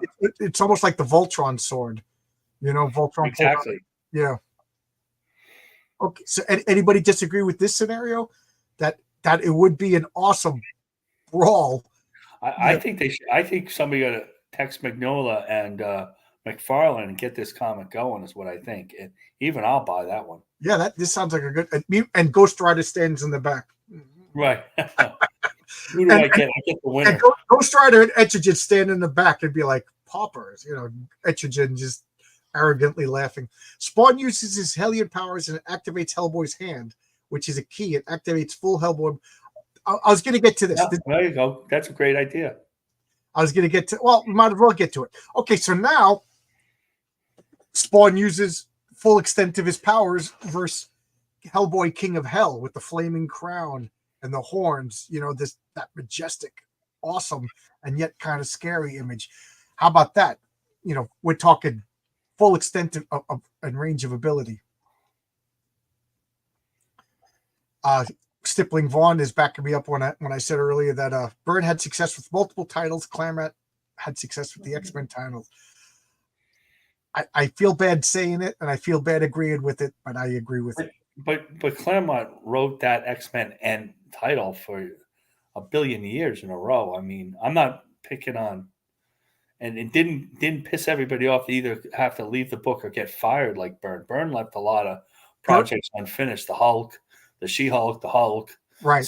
Superman to a certain extent, although he did a lot of issues. Byrne could be a diva. And yeah, Byrne could be a diva. So okay, so now we got, again, Mephisto and Malbolsha, who will lead the armies, and they're activated to the full extent of their power.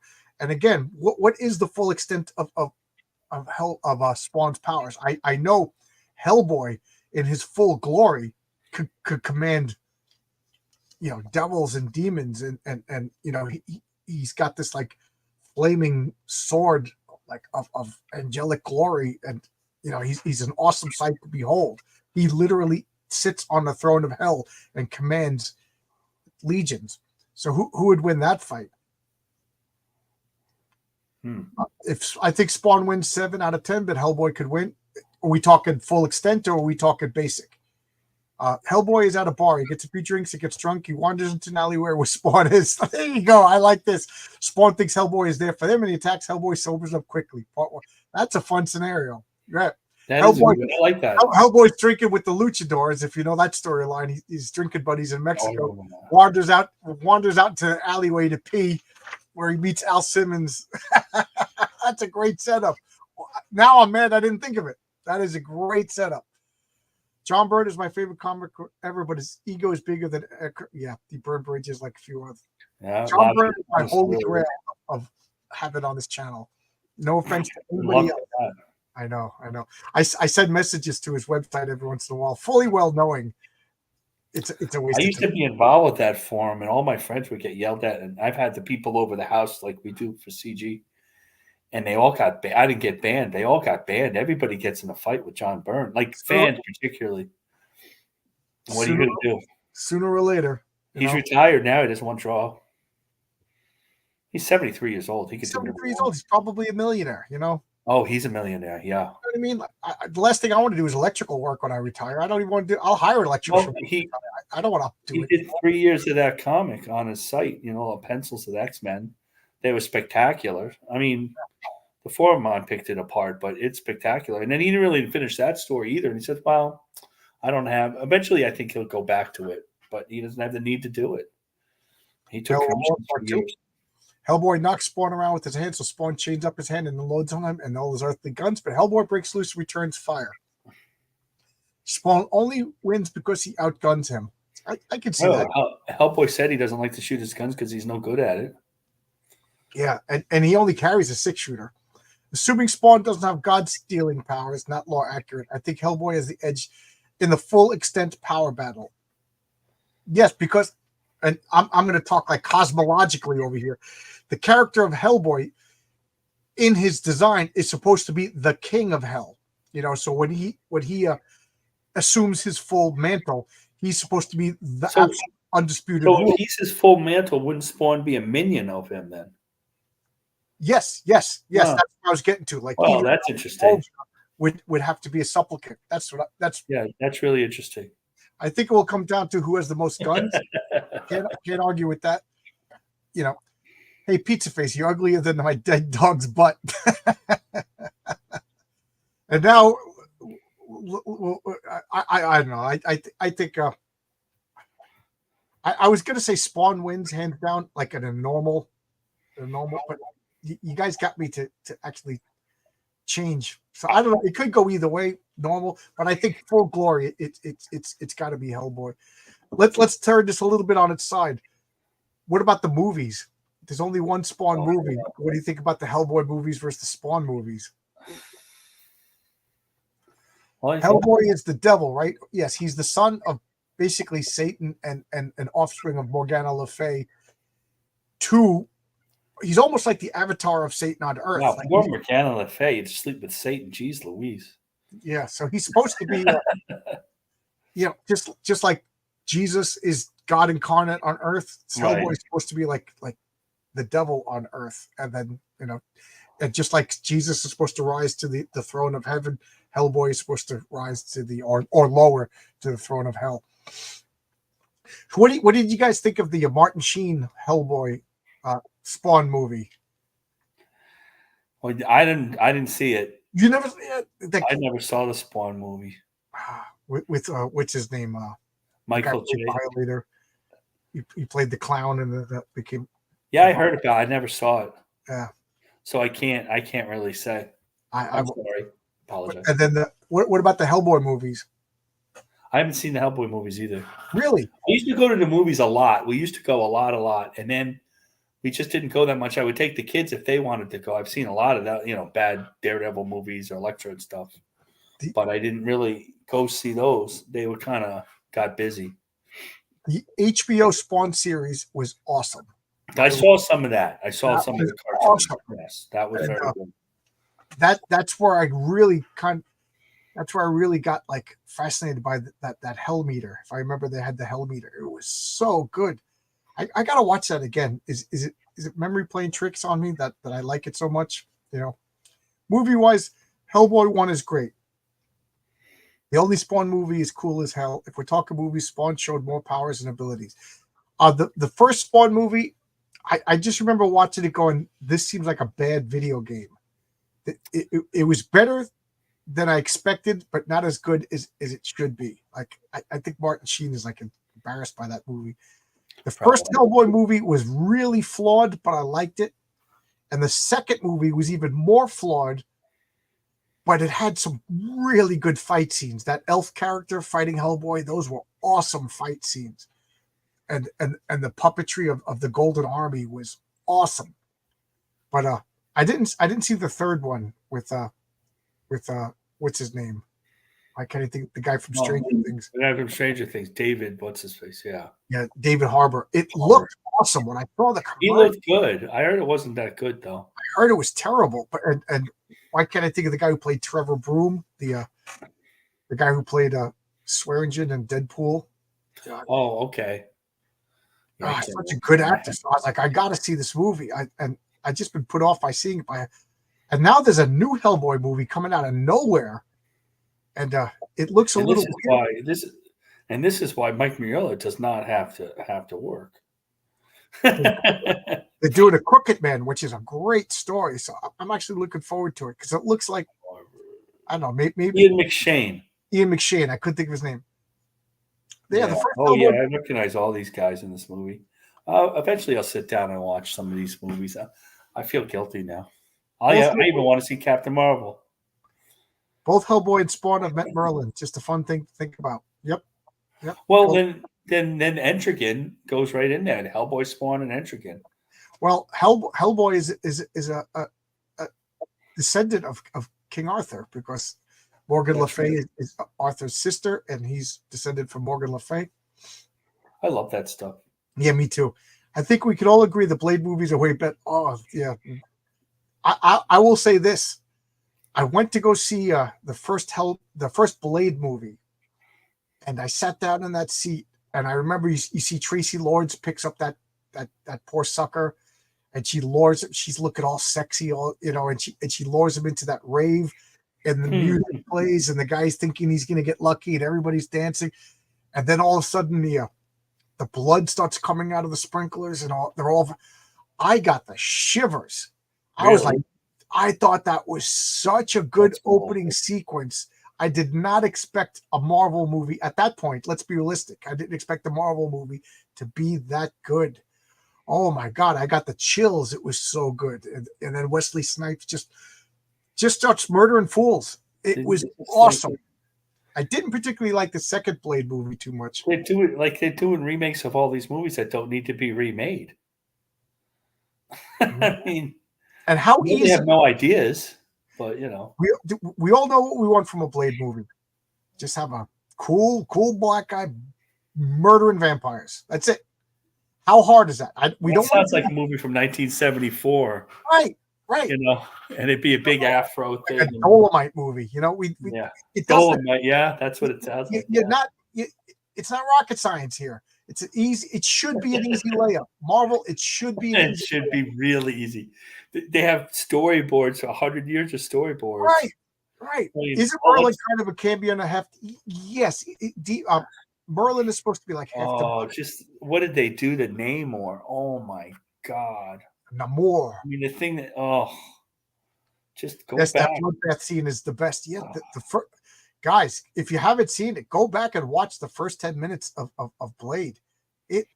I will look at that again. Keep in mind that this was the first Marvel movie. This was before Iron Man. Like there was no MCU really. It was a Marvel movie though, and there was no expectations that a Marvel movie would be good. Matter of fact, it was the opposite. You thought a Marvel movie was going to be garbage. and that Blade came out, and wow, did I get? I got the chills. I got the chills. I thought Morgana Le Fay was just a sorceress who learned from Merlin. Morgana, just like the name implies, Le Fay, she's part fairy. So she's part other world, and so Merlin, depending upon who the author. I tell that story a lot. That in 5th grade, I got inspired by the deities and demigods, and I got the La Morte Arthur by Mallory, and I was taking notes and writing. 1998. Blade 1 is 1998. That is. But trying to for an anal retentive like me, trying to put all the King Arthurian legends in a continuity was a daunting task for a 5th grader. So sometimes Merlin was a demon, sometimes he was a devil, sometimes he was just a wizard, sometimes whatever. But yes, I think the common trope is that he's part non-human. And Morgan Le Fay, I think everywhere she's supposed to be some sort of fairy human hybrid. I'm a doctor, not a rocket surgeon, Jim. Yes, Merlin is half demon at birth, so he's able to keep his soul. And he also ages backwards, from what I heard. Like he gets younger as he gets older, which is why if you read the Elementals comic, the character of Ambrose is a little boy. He's Merlin. He's so old, by the time 1980 rolls around, he's a 12-year-old boy, and he likes it because people underestimate him. And then he tries to marry Morningstar, the female character. And she's like, I'm not marrying a little kid. So he transforms himself into like a 35-year-old good-looking man. Marvel film, New Line Cinema made Blade. Wow. Oh, really? Okay, I stand corrected. I thought when I say Marvel, it was based on a Marvel character. It's not an MC. I don't think they had the studios then because the Spider-Man, which came out in 2002, the first Spider-Man, that's a Sony movie, and they've kept Sony since. Now Marvel has something to do with Spider-Man now, but Marvel, the studios, I don't think there was a Marvel studio. Right. When I say it was a Marvel film, I meant it Marvel was based on a Marvel character. Like the Sony Spider-Mans to me were Marvel movies because Spider-Man's. Like how bad was Daredevil? Yeah. Yes. We're on the same page. It's a Marvel character, but Marvel didn't make all 3 films. It's an inconvenience that many like to overlook. We got Smokey the Concat. How you doing, Smokey? Hey, Mike. Hellboy, even though he's a comic, I would say is more classic novel fan. There's something about Hellboy that has like pretenses to literature. Well, Spawn to me is a full-on comic book character, and that's not a slight. You know how much I love comics, but Hellboy has a pull, a lore to literature. He really does. It's a smart comic. To me, Hellboy really takes superheroes, a cult, Lovecraft, and like historical fiction, and it's like an alchemical mix of such a wonderful. Now I want to draw Hellboy. There you go. Your art style is perfect for Hellboy. Oh yeah, all I do is put black in everything. I can't help myself. Your style would be perfect. Well, thank you. I appreciate that. Yeah, I really do. 3 of the good. I don't think I saw Blade 3. I remember not really liking Blade 2. Blade was a unique contract. New Line adds the film, but 100% splits the profits, 80-20. New Line, but Marvel kept ownership. Okay. Again, I don't know the ins and outs of all the. So can we? Logic's Finest has to join us. Right, Logic. Live chat. This guy. Yeah, this guy knows his stuff. He's up there with and Stippling Vaughn. I mean, if you want to see your face on it, you guys have a lot of great information. Yeah, I got to say, everybody in the chat has been so wonderful. This has been a good chat. Yeah.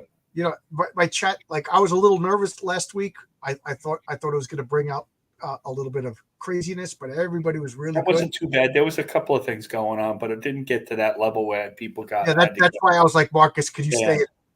And it was like, oh, well, it was fine because I didn't know that much about the characters. So, is Hellboy a twist on Frankenstein's story? Not really.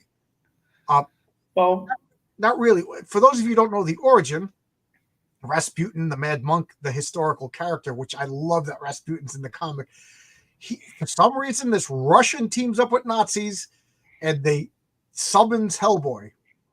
And Hellboy is supposed to be the right hand of doom. He's created to destroy the earth. But what I really, really like, if you know, if we should get Martina Markota with her Lady Alchemy, like with this tarot and alchemy, death is more of a sign of change in this. So he's like an alchemical figure of death, meaning a rebirth, a recreate. So he is there to recreate the world in this hellish image, and it kind of did happen because there was this invasion of frogs, and the world became this post-apocalyptic society, and they're rebuilding.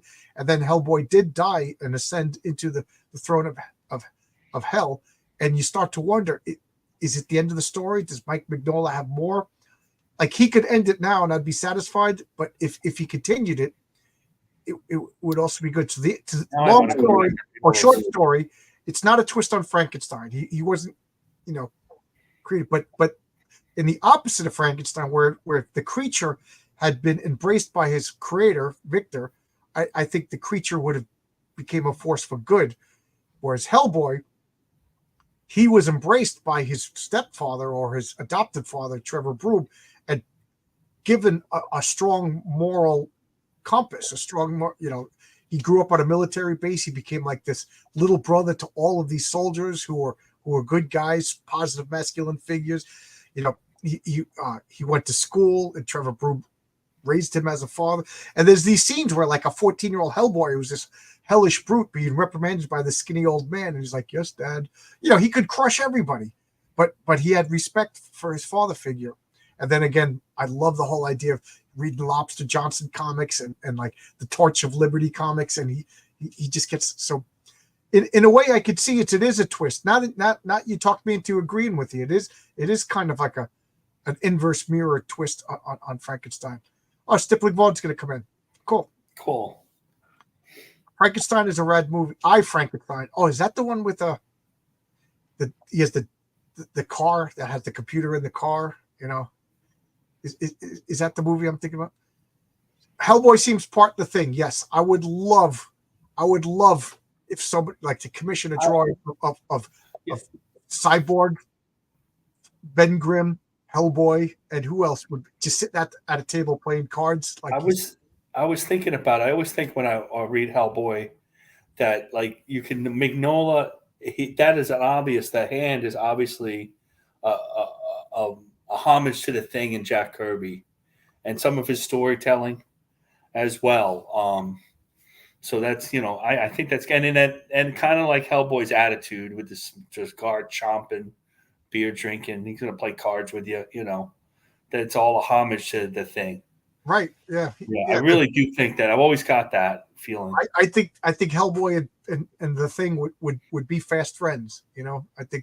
I think once they got over that initial superhero battle, when two superheroes meet, they always fight. That would be a good fight, Hellboy versus the Thing, and then they would be like drinking buddies. And speaking of horrific monsters, how you doing, Stippling Vaughn? Hey, doing good. Hey, Vaughn, how you doing? I just want to address this comment before. Where the hell are you guys? Logic's finest comments are on fire. Stippling's positive stream tomorrow will be the chat. We'll see how that goes. Funny thing is, Rasputin was real. He was a personal spiritual advisor for the last Russian Tsar. Plenty of rumors surrounded him. Every wild story ever made are real rumors. Are they true? Who knows? I want to say that that Deities and Demigods, that book, they were talking about the characteristics. I like that T-shirt. They mentioned like characters who were exemplars of each D&D stat, and they said that Rasputin, the Mad Monk, had an 18 endurance. That was literally the first time I ever heard that name, and I thought it was a D&D character until later on somebody else mentioned, and then I went into a deep dive of who this Rasputin was, all from that D&D book, one of the most influential books in my life. Yes, the rumors do go wild, and I will say that Oscar Carano and myself are working on a Rasputin-inspired character for that other comic that we're talking about. So there you go.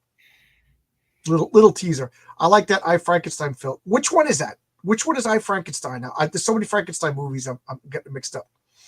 The Incredible Hulk was inspired by Frankenstein. That was supposed to have gray skin as well, but because of a printing error, it turned out green. Absolutely.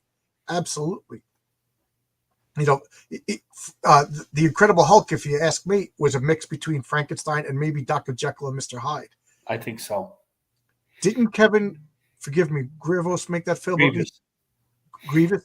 Is he Yeah. General Grievous's nephew or anything? But the first Hulk comics were great. Yes. I think just issue 1, issue 2. Just one. Yeah. It bothered me. Hulk, once they settled on the Rage, Hulk should be red, but by that point he was already out. It's yes. green. There we go. Zach Dan's backing me up. I love the backup. Right as the Clobberer. Yes. And I like that. The soldiers gave like Hellboy that whole blue collar worker attitude, growing up among enlisted men. I Frankenstein starred Aaron Eckhart. I don't think I saw that one. What year did it come out? Oh, I want to say it was probably 2000, between 2015 2015.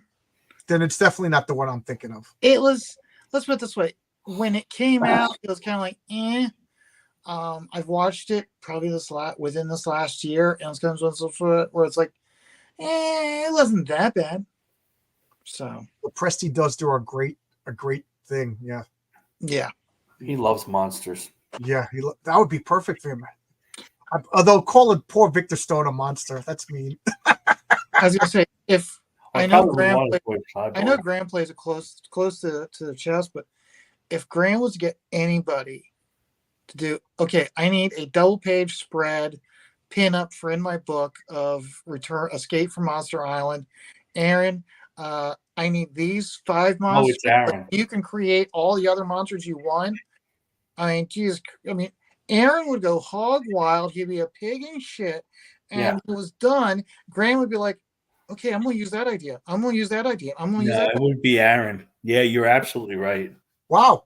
Logic, you got to come in here because he's dropping information on me that I didn't know. Kevin, he did create the Underworld series in the iFrank. Oh, yeah. I got to see this movie now. Not only did he write it, he starred in it. And it's one of those where I mean, from the very first scene of the Underworld movie, when he starts talking with that deep, gravelly voice that you go, you're like, no way in hell is that real. They've got to be using his voice. It's such a deep. It's one of those voices that grabs you, and you're like, no way in hell is it real. But then you hear him in real life, you're like, God damn it, it is. I got to check this out now. I again. Oh yeah. I got to say, since COVID, my wife and I used to go to the movies once a week. We loved going to the movies. Then COVID happened. The world got weird, and then I got to say that it hasn't been a lot of movies that I want to go to the movies to see, but I still love going to the movies. 1 and 2 of the Underworld series, excellent, are really good. I gotta write all this down. I wouldn't go with anything else after that, honestly. I gotta say, Marcus, do you want to see Kate Beckinsale in a tight leather outfit? That's it. Yeah, you'd be like monsters, vampires. Who gives a crap? Look, Kate Beckinsale in a tight leather outfit. Who am I? Awesome. I'm watching the Rockford Files. I started watching. I watched the first episode of the Rockford Files a couple of weeks ago, and I was like, I felt like turning around and my dad was going to be over here. You know what I mean? Well, I know it's a testosterone-filled 70s. On Get TV on YouTube. I have YouTube TV, and you get Rockford Files and then Kojak. I'm like, oh my god, look at New York. New York in the 70s, whole with big. My mom could have ran away with any other man besides my dad. It would have been Kojak, to the point. Really? I could see that. He's really charismatic. And then Kojak's brother Stavros had the big all the hair. You know what I liked about this, so I'm watching these shows, and this goes for Rockford Files too. So who would win in a fight, Kojak or Rockford? Oh, I think Kojak might win. Rockford got beat up. I didn't mean to interrupt you. I'm just being silly. You know what I liked about that? The men all had testosterone, and they were allowed to be balding. They didn't all shave their head everybody didn't shave their head. If they had the hair just around here, they had the hair just around here. Yeah. Well, my hair, you see my avatar is a lot. You got me sensitive. I'm fixing my hair. That's not what I meant, but like that's part of the character. It's like reading like the thugs like in a Flash comic by Murphy Anderson. There was always one guy that had the ring of hair. Like that's what men look like now. People get so upset and they take the thing and they shave everything down, and everybody's like clean, Mr. Clean, or Kojak for that matter. And it's like, all right, we're guys, we wear suits and we drive gigantic cars.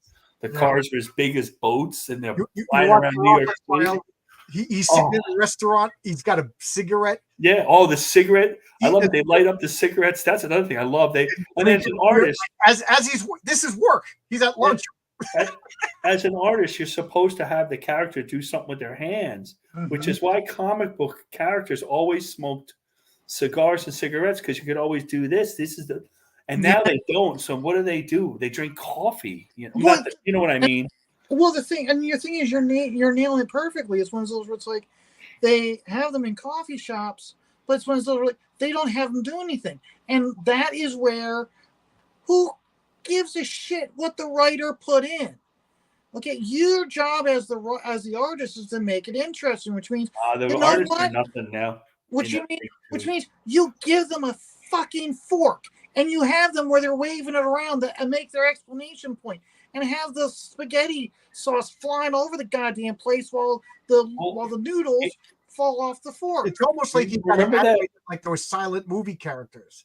Exactly. That's right. Everybody over exaggerated, and then we got that method acting, and then exactly. Books, that's why I always thought comic books to me were more theatrical than cinematic.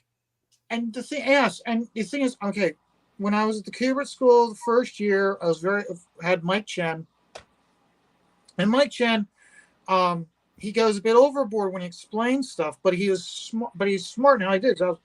He basically, in part of explaining your job as an artist, he went back and gave you a history lesson of cinema, and how when the movies went into having sound, it looked like shit. And what did Hollywood do? They recognized right off the bat, we've got a problem. Our stuff sucks with sound. They recruited all the theatrical actors and writers, and they brought it on screen. And that's the reason why you look at those black and white films. The reason why it seems so over the top but yet believable is because that's how they were trained to project their voice and to use their body to make you feel the words. And and then also, and the point I was going to get to it also was, he had us watch the movie Psycho, and how so much of the movie Psycho is established with the camera shots, and how you need the camera shots really to pull it off. So that's my dissertation of the day. Well, Gene Colan used to make us watch Bullet, and I had him 3 times until I got in a fight with him. By the way, I had him 3 times. So who would win in a fight? He's a great man. It was just Marcus Keller Group. A misunderstanding. I really don't get in fights with many people, but and you just watch it, all the camera angles. They did a real, like, just the angles of them driving the car, the car chase. And it's a quiet movie. It doesn't have a lot of music. It doesn't have a lot of talking. So it's all angles and shadow. And it's the same thing you talk about with Psycho. Gene Colan used to talk about Psycho, the same thing that Mike Chen talked about. Talked about why he drew Dracula, why he had the first DVR ever made, that type of thing.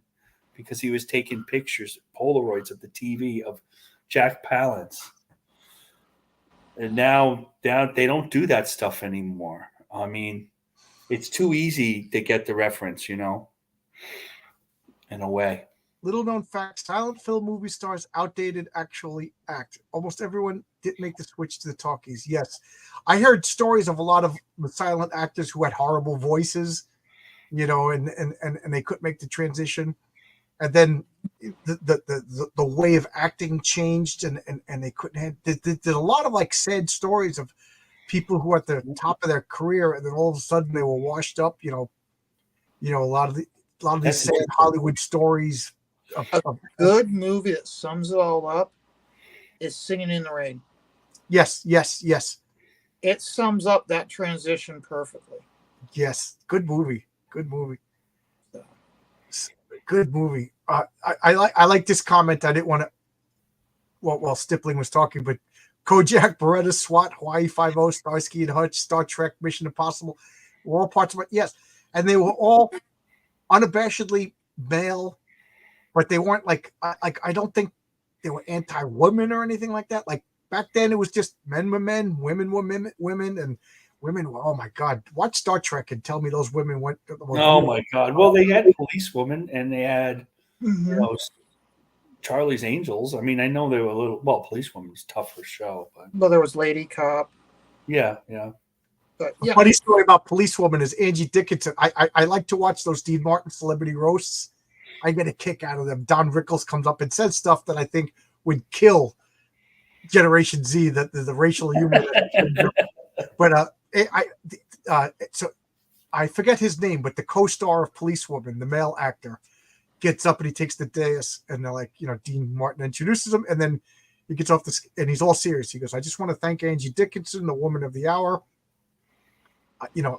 People ask me, what is it like working 8 hours a day besides one of the most beautiful women in Hollywood, next to one of the most talented women in Hollywood, next to one of the most sexiest women in Hollywood, Angie Dickinson? I'll tell you this, it's hard.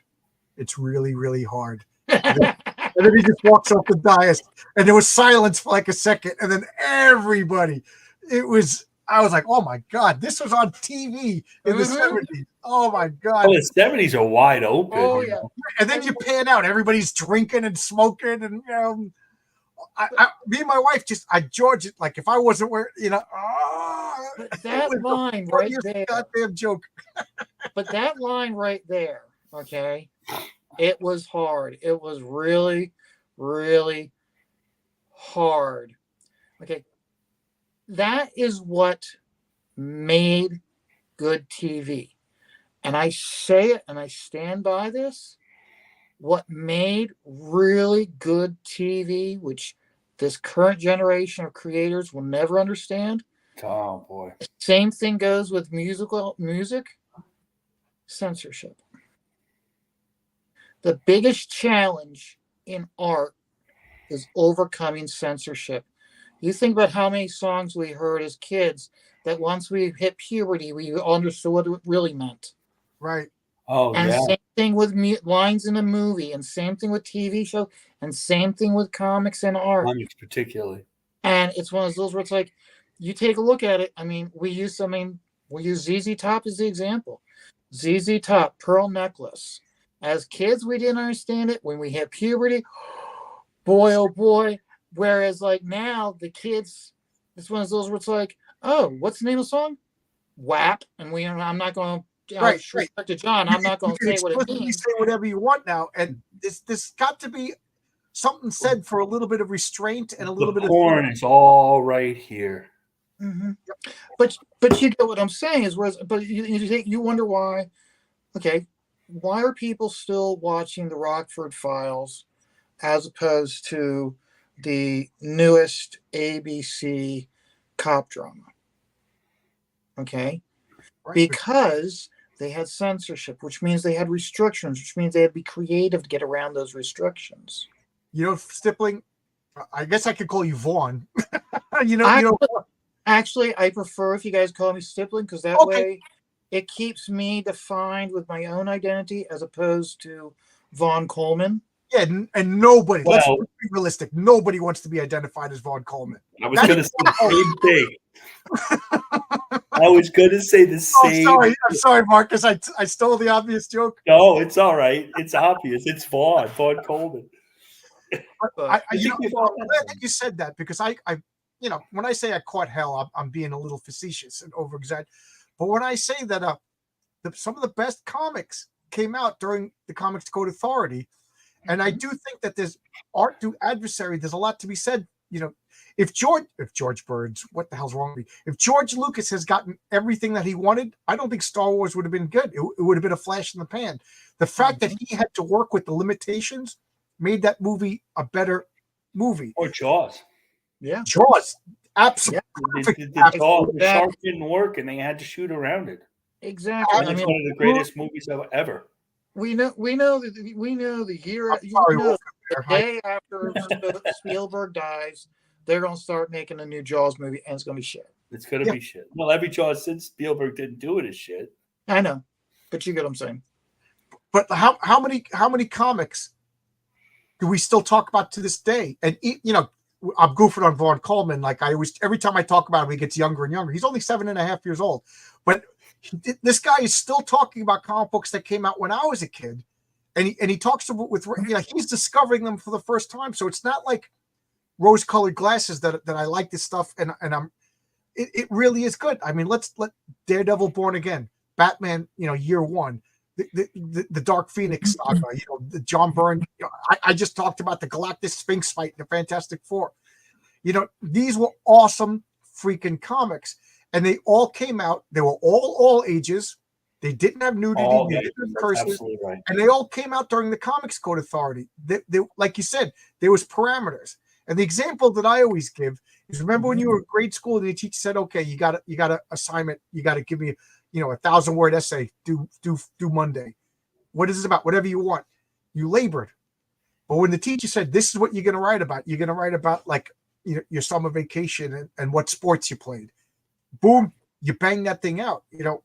I think right now, if do you think Game of Thrones would have been better with more restrictions on it? Because they were given whatever they wanted to. They could put as much nudity as they wanted. They told the actors you could take as much clothes off as you wanted. Oh my God. I would say that's the exception, because of the fact that HBO always prided themselves on the fact that you pay for us, therefore we can give it to you. Even though when they had really bad shit on the airline or on the airwaves, they still brought you in because they were the only ones doing it. Now that it's kind of like we always had that conversation about Frank Miller's Dark Knight is great as a standalone story, but once you incorporate it as that being who the character is, right, it turns to shit. Same thing goes with HBO. When HBO's doing that, they get away with it. But when everybody starts becoming HBO, it all turns to bleep. Okay. You really hit upon something, John. I mean, read Logic's Finest first. Sorry. Yeah, I try not to cover Stipling's face, although I probably get more super chats and compliments if I cover his face. There we go. There you go. Our adversary right here, guys. The perfect example. Hollywood and social agenda activists masquerading as writers. I don't think any of us are going to disagree with that. They don't know how to create and entertain, only destroy and push agendas and ideology. They haven't learned their craft. They don't want to. Mm-hmm. I have a zero tolerance policy in my life. If I see being preached to, even politics that I endorse, I don't want to be preached. I don't like it. I don't like it. If you're embarrassed by the source material, I don't want to see your rendition of it. And if you change it, like, why do I want to watch The Witcher? I didn't even know about The Witcher. And then when I started researching The Witcher, I'm like, I don't even want to watch it. Okay. Rules, unless they are overly restrictive, do channel creativity. The best discipline is right. How many anybody take martial arts? They teach you discipline and focus and everything, and you become a better person. But I know a few people got mad at me when I said that the Comics Code Authority was, I think, one of the better things to happen. You're not the only person. I'm not going to argue to the point. You're not the only person who has said that. I mean, you hit upon one of the problems with indie comics is that if you can do whatever you want and if nobody telling you that you can't do it and you don't have that much self-discipline, then the comics are not readable because the story's not any good, because you hit upon it, John. It's the edit. And then we said, well, they got to get a good editor. But an editor in indie comics is somebody who corrects your spelling. Right. There isn't any editor. Now, the editors, and everybody hates their editors, but there's no Stan Lee or whoever who really knows enough. And even the big ones who are really popular don't have anybody above them telling them how to do things or helping them or whatever. It's all open. And what we do is we pay a ton of money for whatever these things are, and without using names, and you get varying degrees. Some of them are better than others, An example that Chuck Dixon and not, I'm sorry, an example that RJ from the Fourth Age always brings up is Jim Shooter overriding Chris Claremont about the ending of the Dark Phoenix. He wanted to have it, they put psychic lobotomy on her, and Jean Grey goes, no, she blew up a planet. Mm-hmm. And Chris Claremont was like, don't you impose your morality? He goes, I'm not saying morality. I'm saying this is a bad story. This is if she could just live, then really it would diminish the character, diminish superheroes in my eyes. The fact that they killed her, and don't get me started on how bad they brought her back. When your character's name is Phoenix, one of the things that I will accept is that she comes back to life. They didn't need this hokey Phoenix Force and everything, but that's a whole nother ball of wax. But that made editorial decree, constraints, creativity made a better story. And to address what you said, Marcus, in my comic, Heroic Tales, I decided that I wanted to be all ages. And as I'm writing future stories, I'm already like, can I put this in my comic? Like I'm feeling the temptation to put sex, because you see how Renzo draws women, and yeah, I have a character that I'm trying to. She's a bad guy. Her name is Honey Trap. She's a sexy villainess, and basically her costume is her body.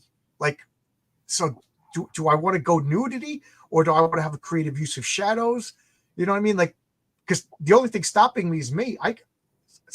But I want to stay true to an all ages comic. Shadows will always work better. There you go. There you go. There you go. You think about it. Okay. Okay. Either one of you guys. And chat, same thing goes with the chat. Okay. Prove me wrong on this. Give me at least 2 comics where you see full nudity and it works. I will off the top of my head, I can't think of any. I don't even like to do this. Oh, I'm sorry, Marcus. We talked at the same time. I apologize. No, go ahead, John. I said most nudity is gratuitous. Oh, I think that's true, but I don't even like the cursing in the Walking Dead comic. It doesn't fit for me. I'm just getting used to people cursing in comics now. Well, I'm reading this thing. I'm like, I don't like them cursing. I know it's supposed. You should hear me and my wife talking. I'm a construction worker. When we stop cursing is when we're pissed. My wife yells at me for cursing too much. So cursing doesn't bother. Like Negan, I was laughing at Negan's dialogue, so that doesn't bother me at all. But I don't want to put it in my comic. Right. I meant in a comic. It's not the cursing itself, but it was strange for me. And I understand that The Walking Dead is supposed to be like that, or any of the other thing. What I used to read any of the other that type of story. Honey Trap. Oh, that would be awesome. Is it a dude? Define woman. I'm not a biologist. I'm just making up a character, So Honey Trap be a pre-op trans. Honey Trap is going to be a super sexy. Like that's the whole point. Is she's a slinky femme fatale. Well, after Renzo's drawing that he just put up on X today, or was it yesterday? Whatever, with the girl looking on the glass. Yes, well, he could handle it. And Renzo, he could do different styles. Renzo's actually doing a goofy cartoony style for me too. He's so talented. And speaking of guys who are talented, we got Oscar Crano over here who's been sending me sketches of characters for a comic. And I Oscar, forgive me for not sending you the script.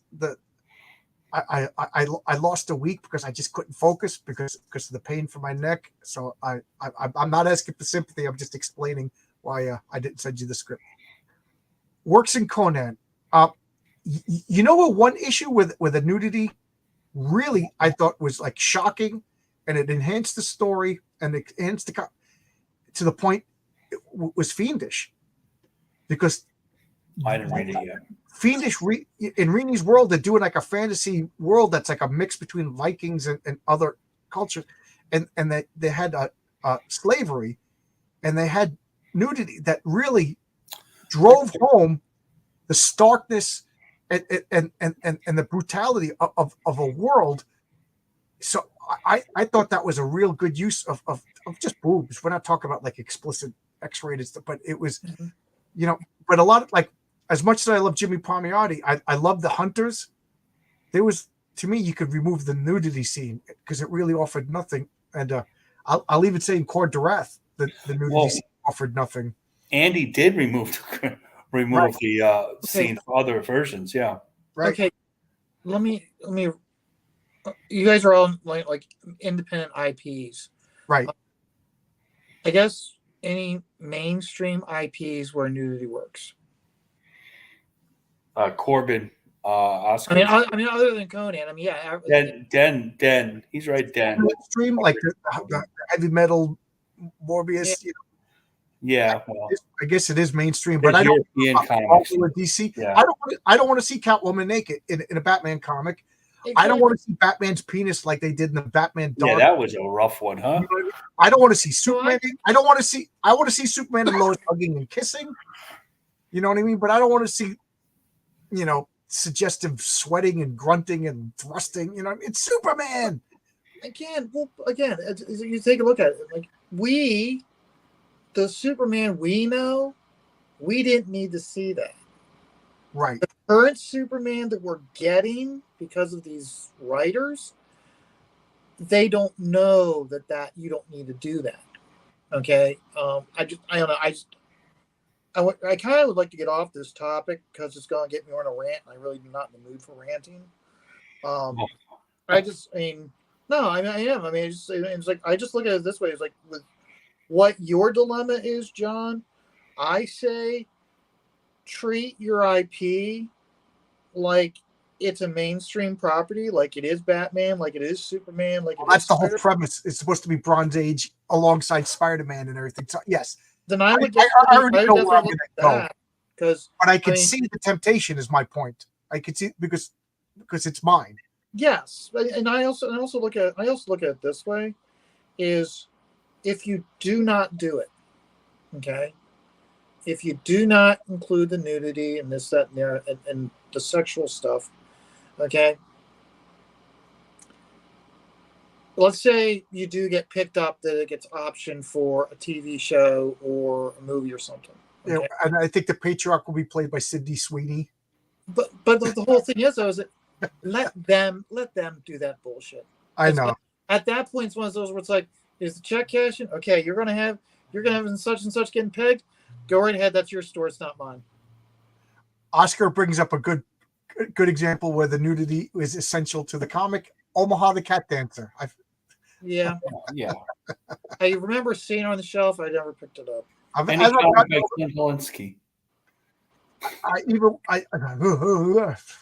As I get older, I can't read comments. As I got older, I don't need or even want nudity and sex scenes in my media. I can watch porn for that. Just give me a story. Yeah. Yes. Yeah, I agree with that. I remember, me and my wife were watching Game of Thrones, and that was like the first time I'm like looking at my wife, and I'm like, is this too much? Like, is this too much? Like, I understand it's supposed to be an over the top version of like Lord of the Rings, but like we all know that Samwise Gamgee was doing it. He had 10 kids, 12 kids. We didn't need to see it. You know what I mean? What do we got here? Oh, I already got that. And Oscar's a super talented guy. Oscar, your comic that you colored, the Rome. What's the name of that comic? That looks awesome. If you don't mind putting the name of that comic in the chat, I want to make sure that I get that. Oscar sent me a couple of images from a comic that he's coloring, and it's Rome something, and I forget. It looks so freaking good. Plus, I'm a sucker for anything Roman. Bean Dish is good, very self-consistent, very sharp. It's funny because in the lighting there, Marcus looks like Dr. Manhattan. There's nudity. I'll get it straight. That surprises me. In the Gore book series, nudity works because it's part of the world. Believe it or not, I read all the Gore books. I'm not a prude, but I also think that what works here doesn't work here, and what works, you know what I mean? But the Gore books, they are the definition of a guilty pleasure. Yes, and I got to say, like I was talking about my multiverse. There's a world that's like a harsh fantasy world, almost like a D&D Dark Sun, where there is like slavery and horrors, and so if I ever make a comic in that, it's going to be straining what can and cannot be all ages. But yeah, you could do nudity when a costume rips. It could show strength and touch. issue 2, I deal with this very, very phenomenon. The costume rips, but I don't show anything because it's still an all ages comic. There's a lot to be. And Dave Brink does it in the first issue of Perfect 10. Perfect 10. She's the 10th specimen. She's perfect. She's gorgeous. She's hot. The tube opens. She comes out of the chamber. She's got no costume on. She's running, but they don't show anything. But it's also very sexy, and I think it's very tasteful. And I've heard other women say it was women like sexy women too. You know what I mean? I don't want to read a superhero that's a big fat slob guy just because I'm a big fat slob myself. I want to see the best of humanity. Depends the public you want to see. Yes, that's a good point. Know your audience. Know your audience. I thought hobbits came from Cabbage Patch. I don't know why that comment made me laugh, but it did. How do you feel about the level? It was too much.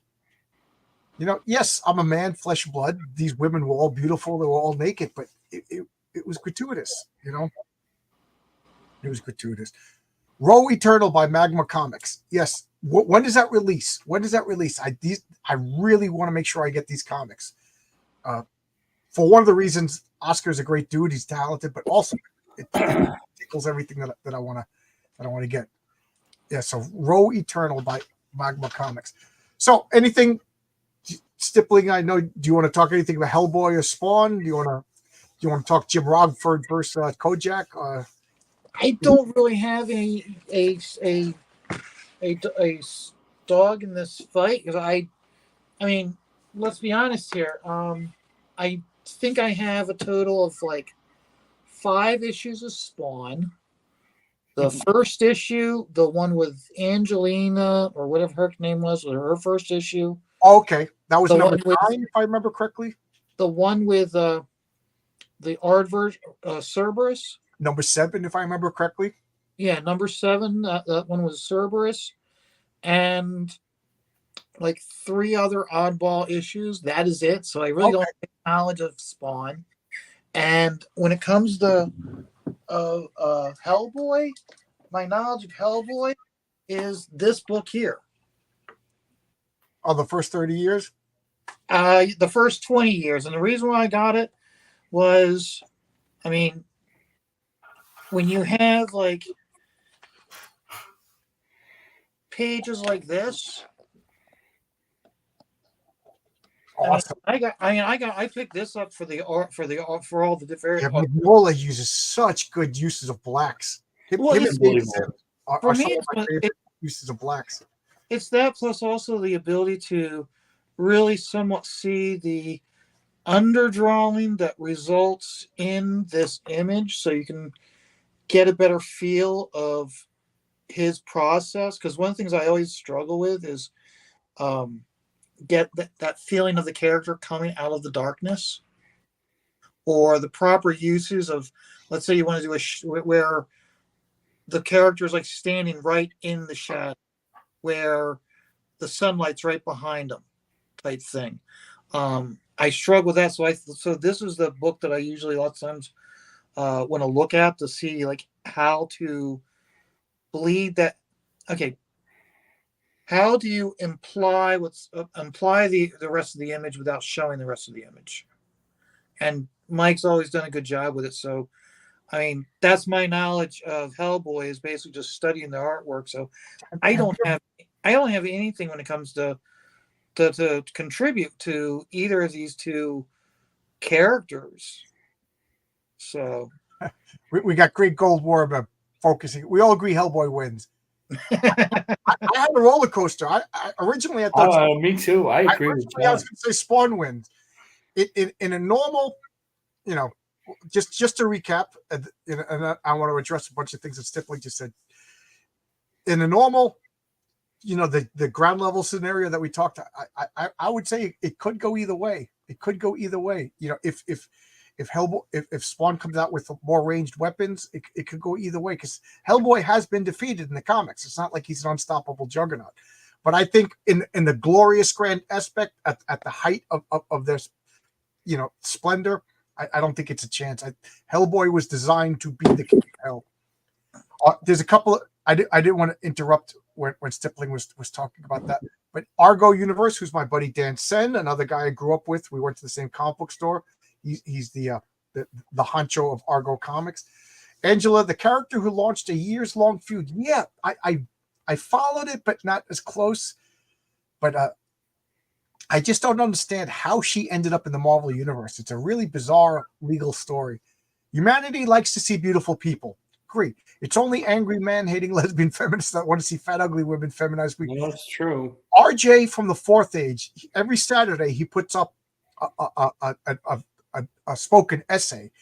And I think it's the last week he talks about the destruction of beauty is the first sign in the destruction of a fall of a culture. It was excellent. I really recommend go to Fourth Age. RJ, if you watch me, we do the comic book team up on Wednesdays, but so that to me was one of his best lectures. I think of him as my college professor that I listened to his class once a week. If you want to have your minds blown, you have to check it on Eric Larson, Savage Dragon. Savage Dragon started out as one of the most phenomenal comics. That was one of the comics that I was given to all my friends to read. I remember my friend Kevin read the first 100 issues or so, and then it got weird as far as like multiverse, and it got everything that I didn't like, and then it just evolved into not just porn, but like borderline kiddie porn. Yes. And talk about gratuitous. Yeah, Andy was talking about that today. Oh my God. Well, and the whole thing is, if you want to get your channel nuked, do a flip through of one of his books. YouTube will nuke your channel so damn fast. And my thing is this shows how Image, and specifically Valentino, is such a hypocrite. Because everything that Savage Dragon is everything he's against. But yet he allows that to happen. It's one of those like if he had a set of balls, he'd tell Eric Larson, if you want to publish this, you have to publish it under your different label. You can't do it under Image. But they want the money, so they'll let them do it. But it's not selling. I'm not joking. Valentino's still ahead of it? Less than 2,000 copies a month. It's the last I knew from him being on Billy Tucci's channel, he is. Oh, really? Because he's the one that took them out. Because he's the one that took them away from the formula of doing a shared universe and went to the model they have now. But is Savage Dragon nowadays, because it was selling, it was printing money in the 90s and early 2000s. Yeah. But right now, I think he's selling less than like 3,500 copies a month. He's only sticking with it because he wants to hit 300. He wants to break Dave Sims' record of 302 comics. Maybe that's what. But I personally think the only money he's making is his money with his position within the company. Yeah, I don't think Savage Dragon is making any money. They have the listings of Todd McFarlane, president, Jim Valentino, vice president, Mark Silvestri, CEO, Robert Kurtman, COO, Eric Larson, CFO, and Eric Stevenson, publisher, CCO. So it's probably Stevenson, who's a good friend of Eric Larson. You might be right, but I'm just going by what I remember. No, I watched the same thing. You're not wrong. He did say That's that. The impression I got, because I remember him, because like the way Valentino talks under his leadership, let's put it this way. The only reason why Eric Larson is able to print that book under Image is because it's Eric Larson. If anybody else, if anybody else was doing a book like that, it would not get it. They would not greenlight it. No argument there. I as far as I know, and again, I the first to admit that my knowledge is faulty. That I heard that it was not making any money. It was selling less than 5,000 copies a month, but it was just because of his influence, because of his position, and because of his mental illness. He wants to make the longest consistent run in comic book history. What I mean by that is same writer, same artist, and Dave Sim did the 300 issue run of Cerberus. And now Eric Larson is sacrificing because he was a talented guy. He's sacrificing all that to put out a comic book that sells Heroic Tales level of sales because he wants to break a run that nobody in the world cares about. Dave Sim had mental illness, and now Eric Larson wants to out mental illness Dave Sim. Well, I think he possibly may have done it. Well, he out mental illness. The content alone, but I'm bad because I'm obsessively collecting it because I'm a crazy person. Every month I'm like, I'm gonna. To be fair, he stopped doing the porn stuff, but but it's like obsessive Trump. I heard it's back. As far as I knew, let's put it this way: last time I went into the store, I picked a copy up. I flipped through it. I couldn't even get past page 5 because of what I was seeing. I picked up the entire stack, took it to the counter, and said, "If you want to keep these on the shelf, you got to bag them." And they looked at me, and what? And I turned the whole stack around, opened it up, and I said, "All you need is one." I said, "You know how much of a Bible thumping area this is." Oh, you had a relationship with this guy. Well, it was the store. It was one of the employees at the store. Well, that's what I'm saying. You just didn't walk into some store like a, you know what I mean? But yeah, that's good. You're protecting one of your boys, is what I'm saying. No, not necessarily protecting them. I don't give two shits what happens to the employees there. They're all fucktards. I'm Don't mess with Stifling. Don't mess with Stifling. I'm protecting the source of my dealer. Yeah. Okay, because we don't know. It's the only store around. Yeah. So I don't want some mother showing up with her little kid pulls it off the shelf, mommy buys it, not looking for it at home, and next thing you know, she's calling up the police. I remember the first time I remember that happening was when Howard Chaykin brought back the Blackhawks in a DC prestige format series. If those of you don't remember, Dark Knight Returns was a prestige series. It had nice binding and everything. And there was a scene where the secretary was under the table. Yeah, I remember that. Servicing the guy. And I was a kid. I read the whole comic and I didn't notice it. And I remember going to work at the comic book store, and Larry and Dave Sin, of Argo Comics, he was one of the guys that I knew from the comics. That was removed and was put behind on the shelf next to like the Love and Rockets and Omaha the Cat. Mm-hmm. And I said, "Why?" And he said, "Because of the BJ scene." And what BJ scene? I just read it and it went totally over my head because I'm a dumb little kid, and he opened it up and showed me. He goes, "John, this could get my store closed." Yeah. And I was like, "Oh my God," and it shows you how a little kid, Right. Think about Jim Ballant with that comic book he had out in the early 2000s. With that tarot. He still makes it. I don't know what it was called. All I know is that every single time you walked into the store, it was in a bag. The store, because at the time the store manager was very responsible, he'd always make sure it was bagged.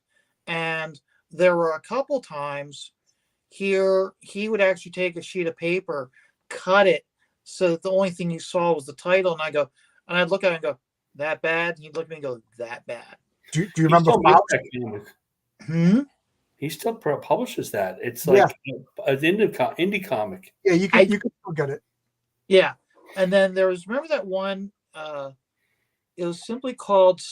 It was done by Image. It was called Sex, and basically it was about superheroes that was retired and it was sex. Oh, sex criminals.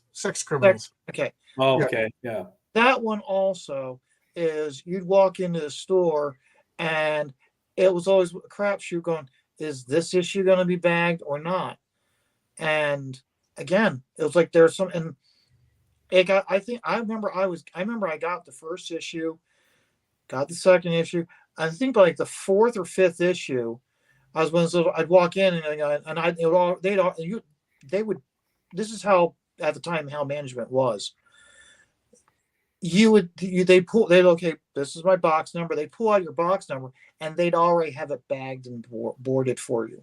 And they wouldn't charge you for the bag or board. They just want to make certain that no one could protect themselves. Because they're protecting themselves.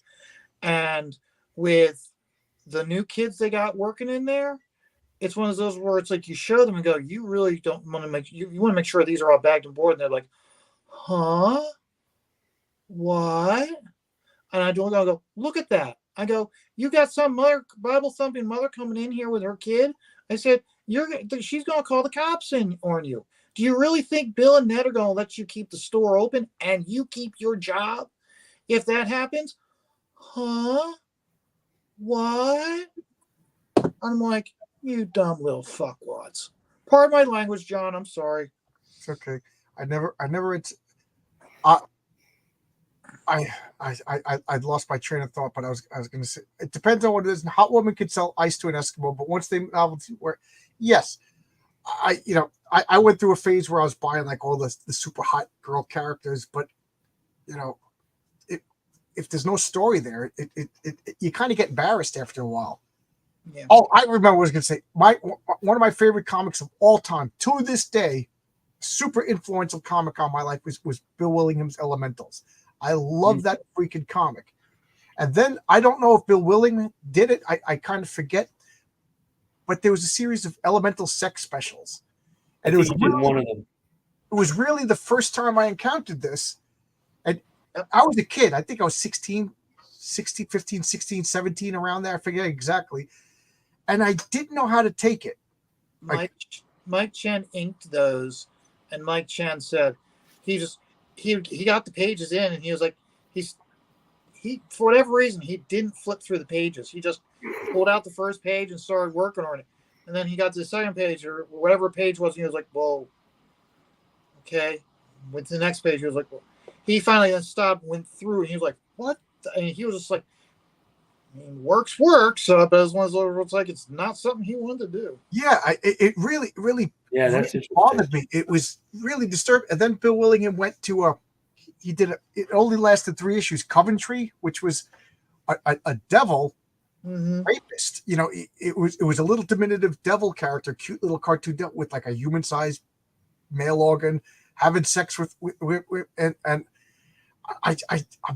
I'm such a fanboy. I bought it, and then he did Coventry, which is a 12. Oh, not Coventry. Well, Coventry was 3 issues. It didn't last long, and then he did a 12-issue series called Ironwood, which was like I remember Ironwood. Penthouse Comics, but that didn't bother me so much because it wasn't superheroes. It was fantasy, and there's something about fantasy and nudity that goes. And again, I'm not a prude, but the Elementals going to the sex special really rubbed me the wrong way. Well, that's what I'm talking about. But the Ironwood didn't bother me because it was a complete. It started off from the get-go.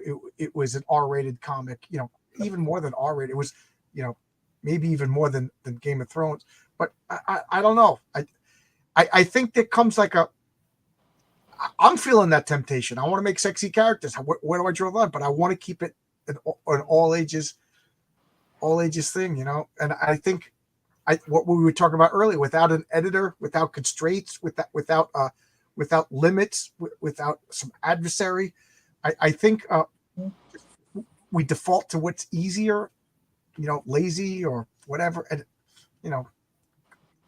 I never read Savage Dragon because I created a similar character. Savage Dragon was really good. You got to give credit where credit is due. It was a great comic. It depends on what Hot Women could sell. I already read that. At its lowest, Spawn sold about 8,000. I think Savage Dragon has been below 8,000, really? Yeah. Spawn is selling like hotcakes now. But does anybody know where we could get accurate comic sales numbers anymore? Mm-hmm. I know that was one of my favorite things about your boy Zach, because he gave you. He used to give it, yeah. But I think he's one of these people that's legit OCD. A lot of people just say OCD, and they just.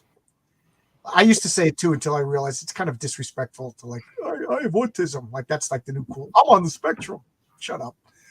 Initial off, so pure sexuality on its own. Yeah, I think Zach is OCD. Like the parents who brought their kids to see Deadpool. Yeah. Yeah, they don't know. That's the danger of Deadpool. He's a superhero. Right. And to take rating, which is great. Everybody loves it, but Wolverine is in it too, and Wolverine's in PG movies and in cartoons. Right. In the yellow costume in the cartoon recently. I don't know if there's any nudity in the third Deadpool movie, but the first Monica Baccarin, is that her name? She's one of the most beautiful women on the planet. I'm a male, flesh and blood. Mm-hmm. Seeing her boobs is awesome, but it didn't work in a Deadpool movie. Like you said, this guy is in Saturday morning cartoons. They shouldn't be big. Well, no, I didn't see it in the theaters, but my buddy Micah did, and Micah said how like him and a whole bunch, like almost everybody in the back row and in his row, they're waiting for the movie to start, and these parents, they march in. They got like 3 kids, and Micah was like, and not just him, but other people in the row were like, "You don't want your kids in here to see this movie," and they're like, "No, it's okay." I'm like, no, this is an R-rated movie. And like Mike was a big comic book fan, so he knew what to expect. And when they did that whole montage thing with them having and basically how they defined each month of the year with how they were having sex, Yeah, and the parents were getting all upset and like covering their kids' eyes, and at that point, the entire row behind them were like, "We told you, get them the hell out of here." yeah. And they rushed the kids out, and it's like, everybody thinks this. look and go, "Oh, it's a superhero. It's okay." No. Exactly. Changing something like the Elementals feel like bait and switch. That was my point. You know, the Elementals was always pushing the envelope between, like, they were the first superheroes that, like, what do we do with the captured supervillains? And they're like, we kill them. But that was the point of the Elementals, was that they died, and then these beings brought them back. So they kind of came back without souls. So they were like this loss of humanity characters. You know, so the fact that they were willing to kill was part of the story itself. But I also didn't need to say that Morningstar, because she didn't have a soul and she was bored with life, that she was just having random sex encounters. Yeah, they said that, but I didn't need to see it. You know, it was a superhero comic book. This shouldn't cross lines. Well, that's an example of like how like back then that was like the 80s, and like the 80s was when it was like we still had a false persona of what superheroes were, and to have superheroes cross the line, it was like, I mean, I don't know about you guys. I mean, I think about the movie Mallrats, and how the characters are having all these conversations about like, does the thing have a penis that's made out of rock, and da da da da da da. And I was like, I'm looking at it going, you know, the only time I ever had that conversation was my stoner friends, and it really wasn't that entertaining. And later on, I realized who Kevin Smith was. I'm like, no wonder we had that conversation in the movie. Yeah. Just apropos of nothing. First off, I'm loving your cat in the background there, Marcus. I know. By the windowsill. But, yeah, he's on the windowsill. I have another one by my feet. Oh, I'm a cat lover. But I always looked at Ben Grimm. Like, one day I made the realization, like, what if he's not really rock? What if he's just like covered in like super hard, super dense callus? You know, that it might as well be rock, but it's really flesh. And then the spaces between, wouldn't it smell like, you know what I mean? Like, don't you think like the Thing would have to be in like a shower with like the water pick, just really getting the dead skin cells out of in between his rocks, you know? And then, again, we don't need to have that conversation. we just enjoy the fact that I know. I just stuff really hard. Yeah. I mean, no offense, but it's one of those where it's like, okay, we all worked at Arby's, and we all knew that we got done working at Arby's, we had to go home, we had to shower because we stunk like the deep fryers. We don't need to wonder whether the superheroes stink because of their natural BO. We already know that there's a reason why so you don't want to talk they about do stuff that we can't do, like not sweat. You don't want to talk about whether the Silver Surfer had underwear or if he was just atomically incorrect. I didn't give a shit whether it was a Ken doll or not. Well, hold on. Let's Poor Shalabelle. let's back up a moment.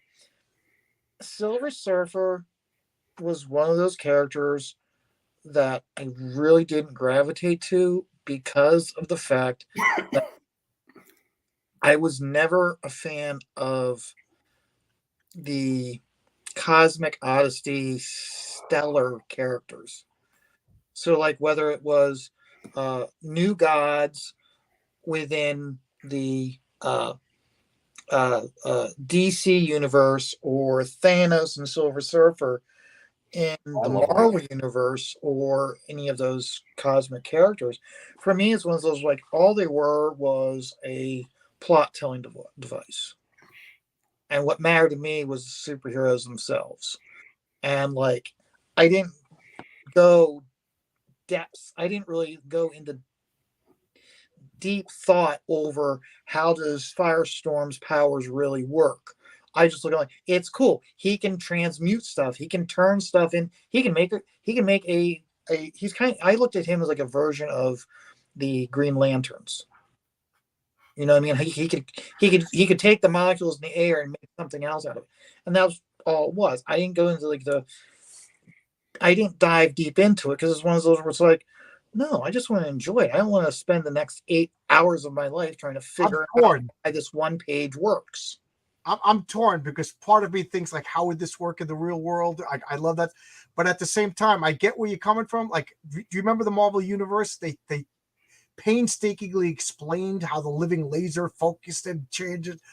I don't care about that. The living laser just shot laser beams. Like, that's why I thought the DC Who's Who was superior, because it just said Superman flies. He's from Krypton.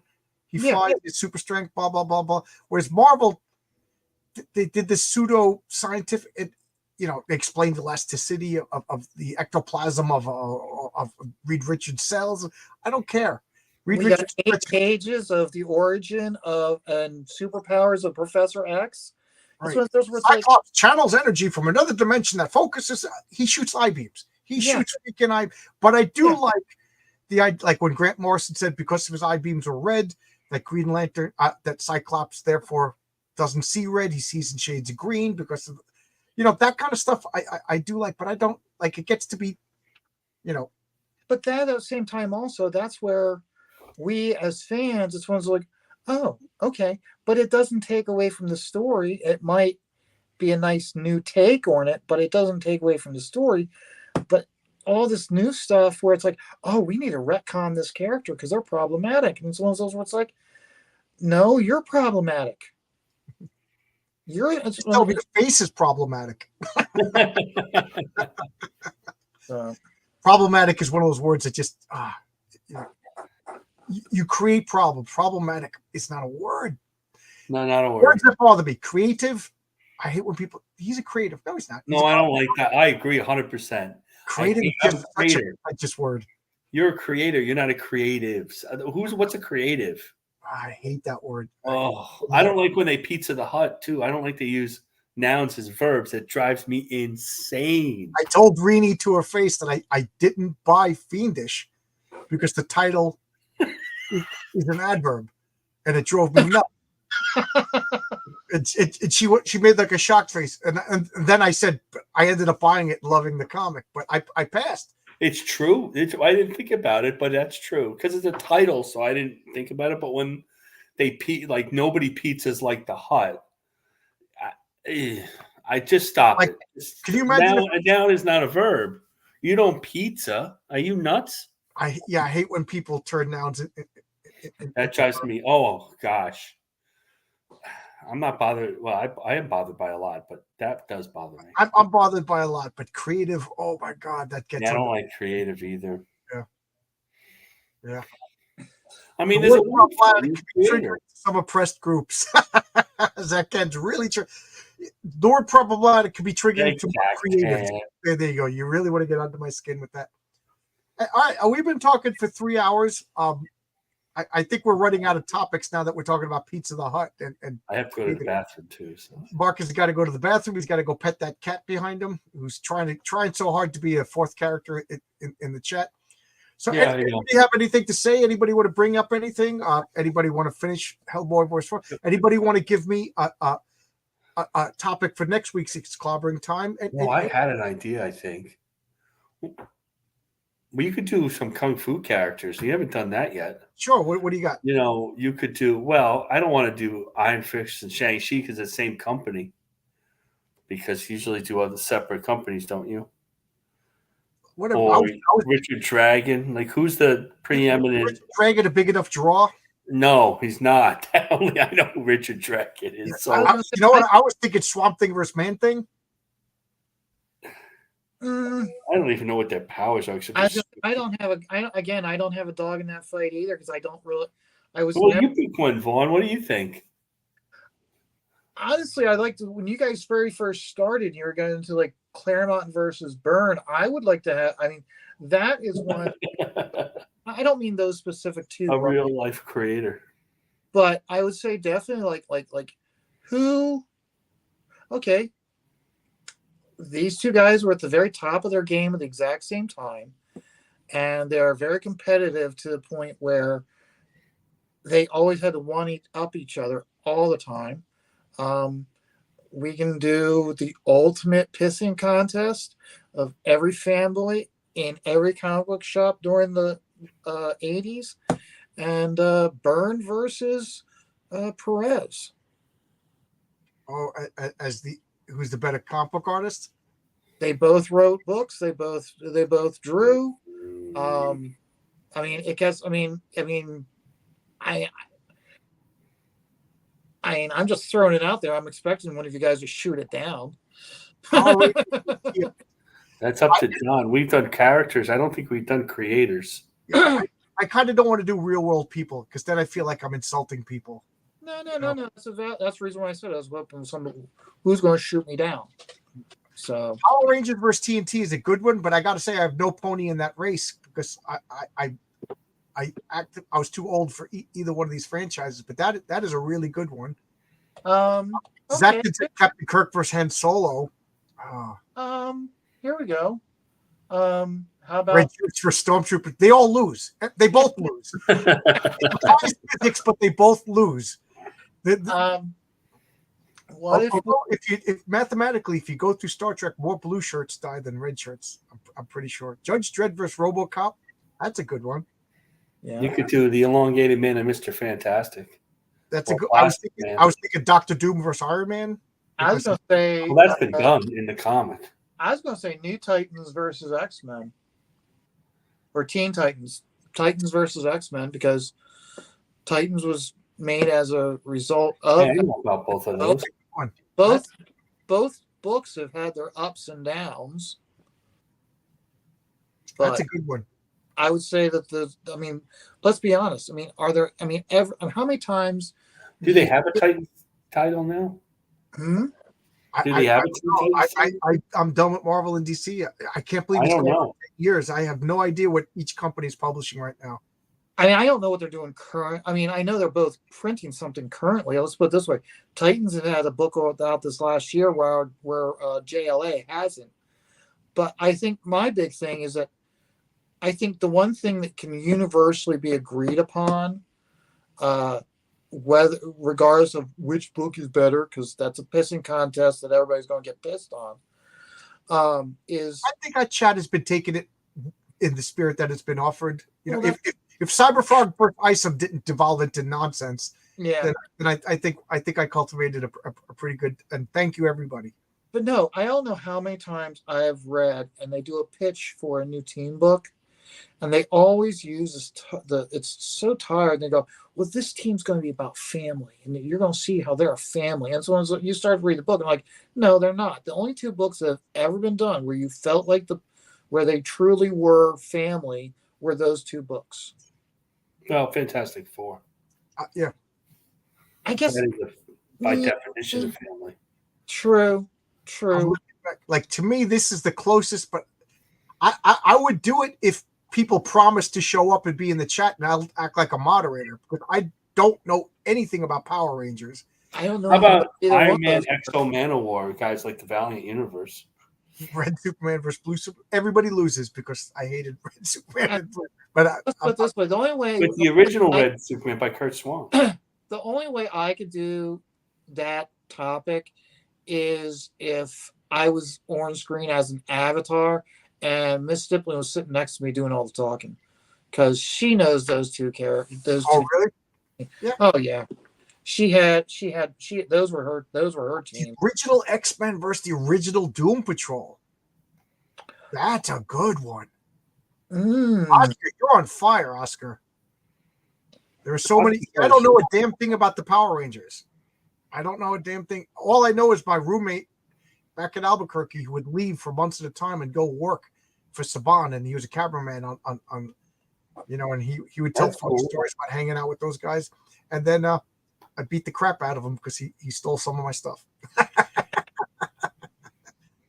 It's funny because I was wearing sweatpants, so I actually had one hand on my sweatpants and one hand punching them. And the roommate, my other roommate, Kevin, came in to break up the fight, and my sweatpants fell down. So here I am with my ass hanging out on top of it. So who really won the fight? What's going on? Jeez. The Tick versus Howard the Duck. How about Daffy Duck versus Howard the Duck? That's what's a good one? What's a good one? First X-Men. I'm leaning towards this one. That's a good one. We know about it. Yeah. The Shadow versus Black Widow. I would say the Shadow versus Batman. Shadow versus Batman would be a good one. The Shadow says, "Why did you rip off all my powers? What are you doing, Batman?" The Shadow versus. I drew the Shadow once. I don't know. For me, the Shadow's just always been its own thing because, I mean, you keep in mind, we're talking about a character who was developed in pulp magazines, and then for a good period of time when it had its height of its heyday, it was a radio drama. Yeah, Shadow was immensely popular. And regardless of how formulaic it was still, for its time, it's like people bought into it. And I mean, you gotta keep in mind, their sponsor was a coal company and a cigarette company, and their cigarettes were good for you. Stipling, you got to trust the science. Yeah, trust the science. I always laughed at in that Woody Allen movie Sleeper. He falls asleep and wakes up in the future, and he's all groggy, and the scientist hands him a cigarette, and Woody Allen looks at him. He goes, "It's tobacco, healthiest thing in the world for you." Like my mother always got a kick out of that. Aunt May versus Galactus. I still want to one day do Jarvis versus Alfred. Who is an old? What about the new Fat Alfred in a new cartoon? I mean, there's that. Who is like an old character from DC? Like we could have Aunt May versus Aunt Harriet. Aunt Harriet from the TV show. You have, I would say, Martha and Jonathan from Superman. Martha and Jonathan versus. Yeah, they used to be old. Yeah. They turned into Kevin Costner. Well, the big thing about Amy Adams. Well, see, I'm not looking at age. I'm thinking of purpose of the character, such as because I Lois Lane versus Mary Jane. Well, no. Well, here, Marcus, you saw my video. I mean, you take a look at how what was the purpose of Aunt May? What was the purpose of Ma and Pa Kent? What was the purpose of Mary Jane? The purpose of the character of those side characters was basically to be the Jiminy Cricket for the superhero, right? To keep them grounded. And how it's like, you think, what was the overall theme with this absolute DC that they're going to launch? Is they took away their Jiminy Crickets. So basically, these new versions of these heroes can be as narcissistic and as mentally deranged and mentally bankrupt as their creators. Whereas, so that's the reason why these books are already DOA. I mean, they're not. Yeah, so, sure. I mean, so for me, it's one of those. So, like having a debate about Aunt May versus Ma and Pa Kent, it's going to be hard to have which is better or not, because they fulfilled their goal and mission for each character. So, well, the Aunt May what's this? The one, the hot Aunt May wins from the movies. What's her face? I forgot her name. Marissa Tomei. Yeah, Marissa Tomei wins. Whoa! Come on! You gotta show some Frogger some love. Show Froggy some love. Who do I mean by Froggy? I don't know. Sally Field from Oh, the that's band. true. Sally Field. That's true. Ray vs. Martha Bakery contest. I like the crossover comic where Peter Parker and Clark Kent worked in the same newspaper and we kept trying to find a way to change. Is that like an amalgam comic? Did that happen, or is that like Don Simpson's Bizarre Heroes, where you'd see like other characters in the Don Simpson. You know, you keep talking about Don Simpson. I know a guy who's a huge fan of Don Simpson. I'm a big. He's a hero on every year, but I'm afraid to talk to him because he's so grouchy. I think Oscar wins over me. I think I'm going to do X-Men versus Doom Patrol. I think it's a good idea. X-Men versus the original Doom Patrol. I think that is, I think that is just perfect for this. And I think they got enough of a draw that I think Oscar has to show up and as well. Get your cam going. I'll start working on the thumbnails for this. So there you go. I'm going to end it now. As you can see, it's been talking for 3 hours now. Thanks a lot, everybody. This is so much fun. I really, really digging this. I like that everybody's in the spirit that I'm doing it. It's all in good fun. I forget who warned me that said it was going to devolve into name calling and fighting. No, absolutely not. Well, considering it depends who's on. You, me, and Stippling. I don't think we call names too often. If it didn't happen last week, it ain't happened at all. I ignore a lot of stuff. Sunday Comics, I'm going to take I'm going to do the Spider-Man annual. I think it's annual 10 with the origin of Monica Rambeau as Captain Marvel. I'm going to go dig it out now and look through it. That's the one with. Yeah, I said that earlier. Was it John Romita who did the pencils for that? I think so. John Romita. Yeah. Son, yeah, it's junior inked by senior. Yeah.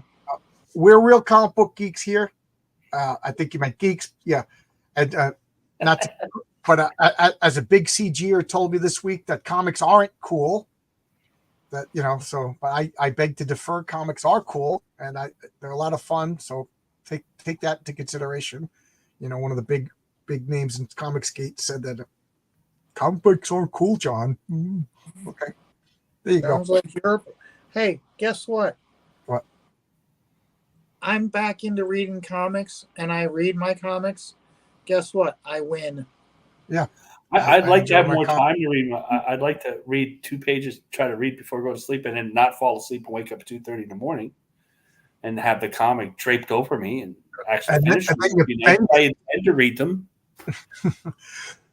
So there you go, guys. Thanks a lot. I believe it or not, I got to go. It's 11 o'clock here in New York, and I got to go eat my dinner. But I'm out of work. So I ate before the stream. What's that? What I time ate before the stream. I'm sorry. Both of you talking at the same time. I didn't hear. Go ahead, Marcus. What were you saying? I ate before the stream. Oh, you ate before the stream. Smart. Yeah, I was going to say, what time did this stream start? 3 hours ago. 8 o'clock. I started at 8 o'clock New York time. Do you think maybe you should be starting at like 8:30 or 9 so you have enough time to eat before your show starts? Well, normally I go to work, I come home, I take my shower, I eat my dinner and everything. But because of my broken neck, I'm like a kid. I sleep when I feel like it. I eat when I feel like it. Like I'll go to bed at 4 o'clock in the morning because time doesn't mean anything right now. Next week I got a bunch of doctor's appointments, so next week I'll be on some sort of schedule. I saw you on Master Swag. Right now I'm just like whatever. I saw you on Masters. Oh, sorry. Good. I was gonna say I was up to like 5 o'clock in the morning talking to people last night. But whatever. I saw you really late on Master Swag. I'm like, what's he doing up so late? Because I'll check sometimes. Yeah, because when I'm at work, I wake up at 4:30 in the morning, so I'm at bed at like 9 o'clock. So when I do comic book team up, that's why I do it on Fridays, because as you can see, we could really have some fun and talk for a long time. And guys, don't be shy. The reason why I ask to show your faces is because I like to look at faces when I talk. I could see if I'm getting carried away, or if I'm insulting, if people are laughing at jokes. And I also feel a secondary reason, it keeps the troublemakers out. You know, you're not going to come in here, baba booey, you know, if you can actually see your face. And last week, I was kind of nervous about that. Thank God it didn't happen. But, you know, we're not bad. We're comic book geeks talking about fun comic book stuff, you know. Who uses Everybody's starting to do it, John, not just you. I'm sorry? Everybody's starting to talk more comics, not just and on these streams, not just you. Yeah. So it's spreading. It's about comics. It's not corporate personality. I'm putting it in some of my. I'm putting in whenever I post artwork. I put it's about comics. I don't know what it. Yeah, I started that hashtag because I forget why. I was reacting to somebody. Because you were mad about the same thing you're mad about now. It's about comics, not about anything else. I remember that. It's not about drama. Yeah. It's about comics. It's about comics, and I of course I get a couple of concerned. I don't want to call them night letters because the night letter implies a threat, but it's kind of a couple of concerned DMs. Dude, you better watch yourself. They're just worried about you. I sure. Must not be on any radars because I've never gotten one of those. But I never got any of those either. But I keep them quiet. Believe it or not, I paid Cecil a compliment up at Garden State Comic Fest. I want to meet Cecil. You met Cecil. I'll tell you something. He laid down some. First of all, he took it as a compliment when he realized what I was saying, and he gave me some great words of wisdom. And it's basically when it comes to online relationships and online and basically anything online, whether it be communicating face to face or typing, is don't give a fuck. Pardon my language, but don't. And the reason why is because I refer to him as, when it comes to this interweb stuff, Cecil is the Ferris Bueller of the interwebs. He can be on a stream with one person, and then that person he's on stream with person A is having a huge war with person B, and an hour later he can be streamed with person B, and they're not holding it against Cecil the fact that he's friends with these other people. Whereas other people, you go stream with them and they hold it against you because you're friends with person B or person A. I try to be like that. I'm working on it, but I agree with you. Cecil is one of the most charming people I've ever met in real life. Yes. He's a good guy. He's very smart. He goofs around. He's like Hellboy. He's kind of like a blue collar regular guy, but he's a lot more intelligent than he is. He's charming. He's a fun guy. I met him twice in person, and both times I thought he was a great guy. I could have talked to him all night long. Yeah, I didn't talk to him a whole lot, but again, I meant every word when I said I consider when you think about it, Cecil is the Ferris Bueller. He just gets along with everybody. Yeah, and he doesn't have a problem with, if you're going to be an ass, he's going to call you out for being an ass. Yep. So, yeah, I try to get along with everybody.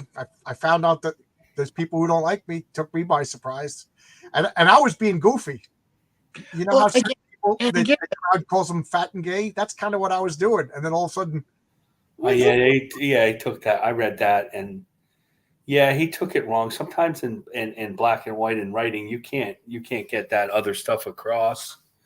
And maybe maybe he was mad about something else, because you know it wasn't worth all that. And he started saying like you swinging bachelor. So part of me thinks I don't even know he realized who he was talking about. Right. I think he might have conflated me with somebody else. I was like, dude, I've been married for 15 years. These guys, I noticed it's like I have a really good memory, but a lot of these, they don't have good memories about anything. They don't remember the comic they ever did. I assume that if I drew all those Green Lantern comics, I'd remember every panel, but they're like, oh, I don't remember that. Oh, did you do this as Shane? Like, I don't remember that I ever drew that comic. Yes. No, believe it or not, they don't remember much at all. In fact, I was sitting next to Fraga and stepping my ass off for Coleman. And it was very entertaining just because listening to Fraga, and he goes, and he looks up and he goes, no, I don't know what the issue is about. He was like, I was too busy just focusing on getting the job done. I didn't worry about what the dialogue was. And he just made a remark that like he doesn't even know what his own story is. That he finishes up the page and he sends it to the writer with, okay, this is what's starting happening at the first panel. Here's what's happening in the last panel. It's your job to get them from point A to point B. Which, so basically the writer has all but carte blanche. Hey, I find I'm just like I met Dan Fraga. He's such a cool guy too. I've met and hung out with Dan Fraga enough that I literally consider him a friend. Good. Like I'll see him at SC Comic Junior. He'll be like, "Give me a hug," and then I'm just like at Heroes Con the other days, stippling afterwards. I was basically the seat filler for PTP. Talk about a controversy. Billy, Andy, and they'd have me watch their bed. Oh, you're here? Sit down. And I'm ready to sit down on that concrete floor. Believe me. And I'm like, great. PTP's a great guy. I don't care what. Yeah, he's going to come next week. I don't care if I like his comic. I don't care if I hate his comic. He's a really nice guy. All right. Well, I'm gonna just give you guys the heads up. Tomorrow at noon, I'm on Rex, Hex, and Apex. I don't know if that's the name of the channel. They didn't send me the link yet, so I can't send that out. But I'll post it in the community notes. Sunday, I'm going to do Sunday Comics. I'm pretty sure it's going to be the first appearance of Monica Rambeau as Captain Marvel, Spider-Man. I think it's Annual 10. Monday, it's a big day at 5 p.m. I got Mark Miller. We finally rescheduled because the day I broke my neck was the day I was supposed to talk to him. And then also on Monday, I have JMD Mateus. So we're gonna talk. I don't know how much time Mark Miller is going to give me, but I'll take it. Tuesday at 9 p.m. I got J-Bot. Wednesday, I have at 7 p.m. Patrick Thomas Parnell. And then at 8:30, comic book team up on my channel with Aaron Sparrow. So that's going to be Aaron Sparrow. Well, that'll be great. And then Friday. Friday I have my MRI appointment. I'm looking through my calendar. And the next Friday it'll be comic book team up 8 p.m. I think Doom Patrol versus the original Doom Patrol versus the original X-Men. And then that's my week schedule. I think we should do Aaron Sparrow versus John's long box for Renzo Rodriguez. Well, that's the funny thing. It's Aaron, RJ, and myself. That all of us, Renzo does all of our comics. I don't want to extend it. How fast is Renzo? I can't imagine how fast. I mean, I know this is what he does. He's not like working. He's doing this. Well, he's doing your comic. He's doing RJ's comic. And then he describes on X. In between, I'm doing Aaron Sparrow's comic. And they're all detailed comics. They're all detailed. They're all blank backgrounds. Because Louise. Renzo is really trying to build a portfolio. He really wants to. Yeah. He really wants to be something in the comic book world, and he takes it seriously, and he's a professional. He's a hell of a nice guy. I keep telling him, Renzo, if don't kill yourself, man. It's not worth it. Don't kill yourself, but he's a professional. Clobberin Tom Prince Namor versus Aquaman, that's a good one. I thought of that one a lot. I thought of that one. Zaid Comics is here. Can't wait for the chat. I met Phil too. Oscar, I can't wait for you to come in. Some person says you might want to do something with Luke Angeletta, Death Metal Hero. He does readings of comics. Okay, message him. Tell him to come in. This is the first time I'm hearing his name. Oh, I met him. Oh, yeah. Thank you, Zach Tan. Admit all the chat will be about Renzo. Yes, I think that'll be funny for comic book team up. So thanks a lot, everybody. You gotta get Luke. He's a great guy. I defrosted the chop meat, and I gotta go cook it now. It's only 11:30 at night to start cooking, but time to be I'm in a vortex of time. Thanks a lot, everybody. This was a lot of fun. See you guys. Bye bye.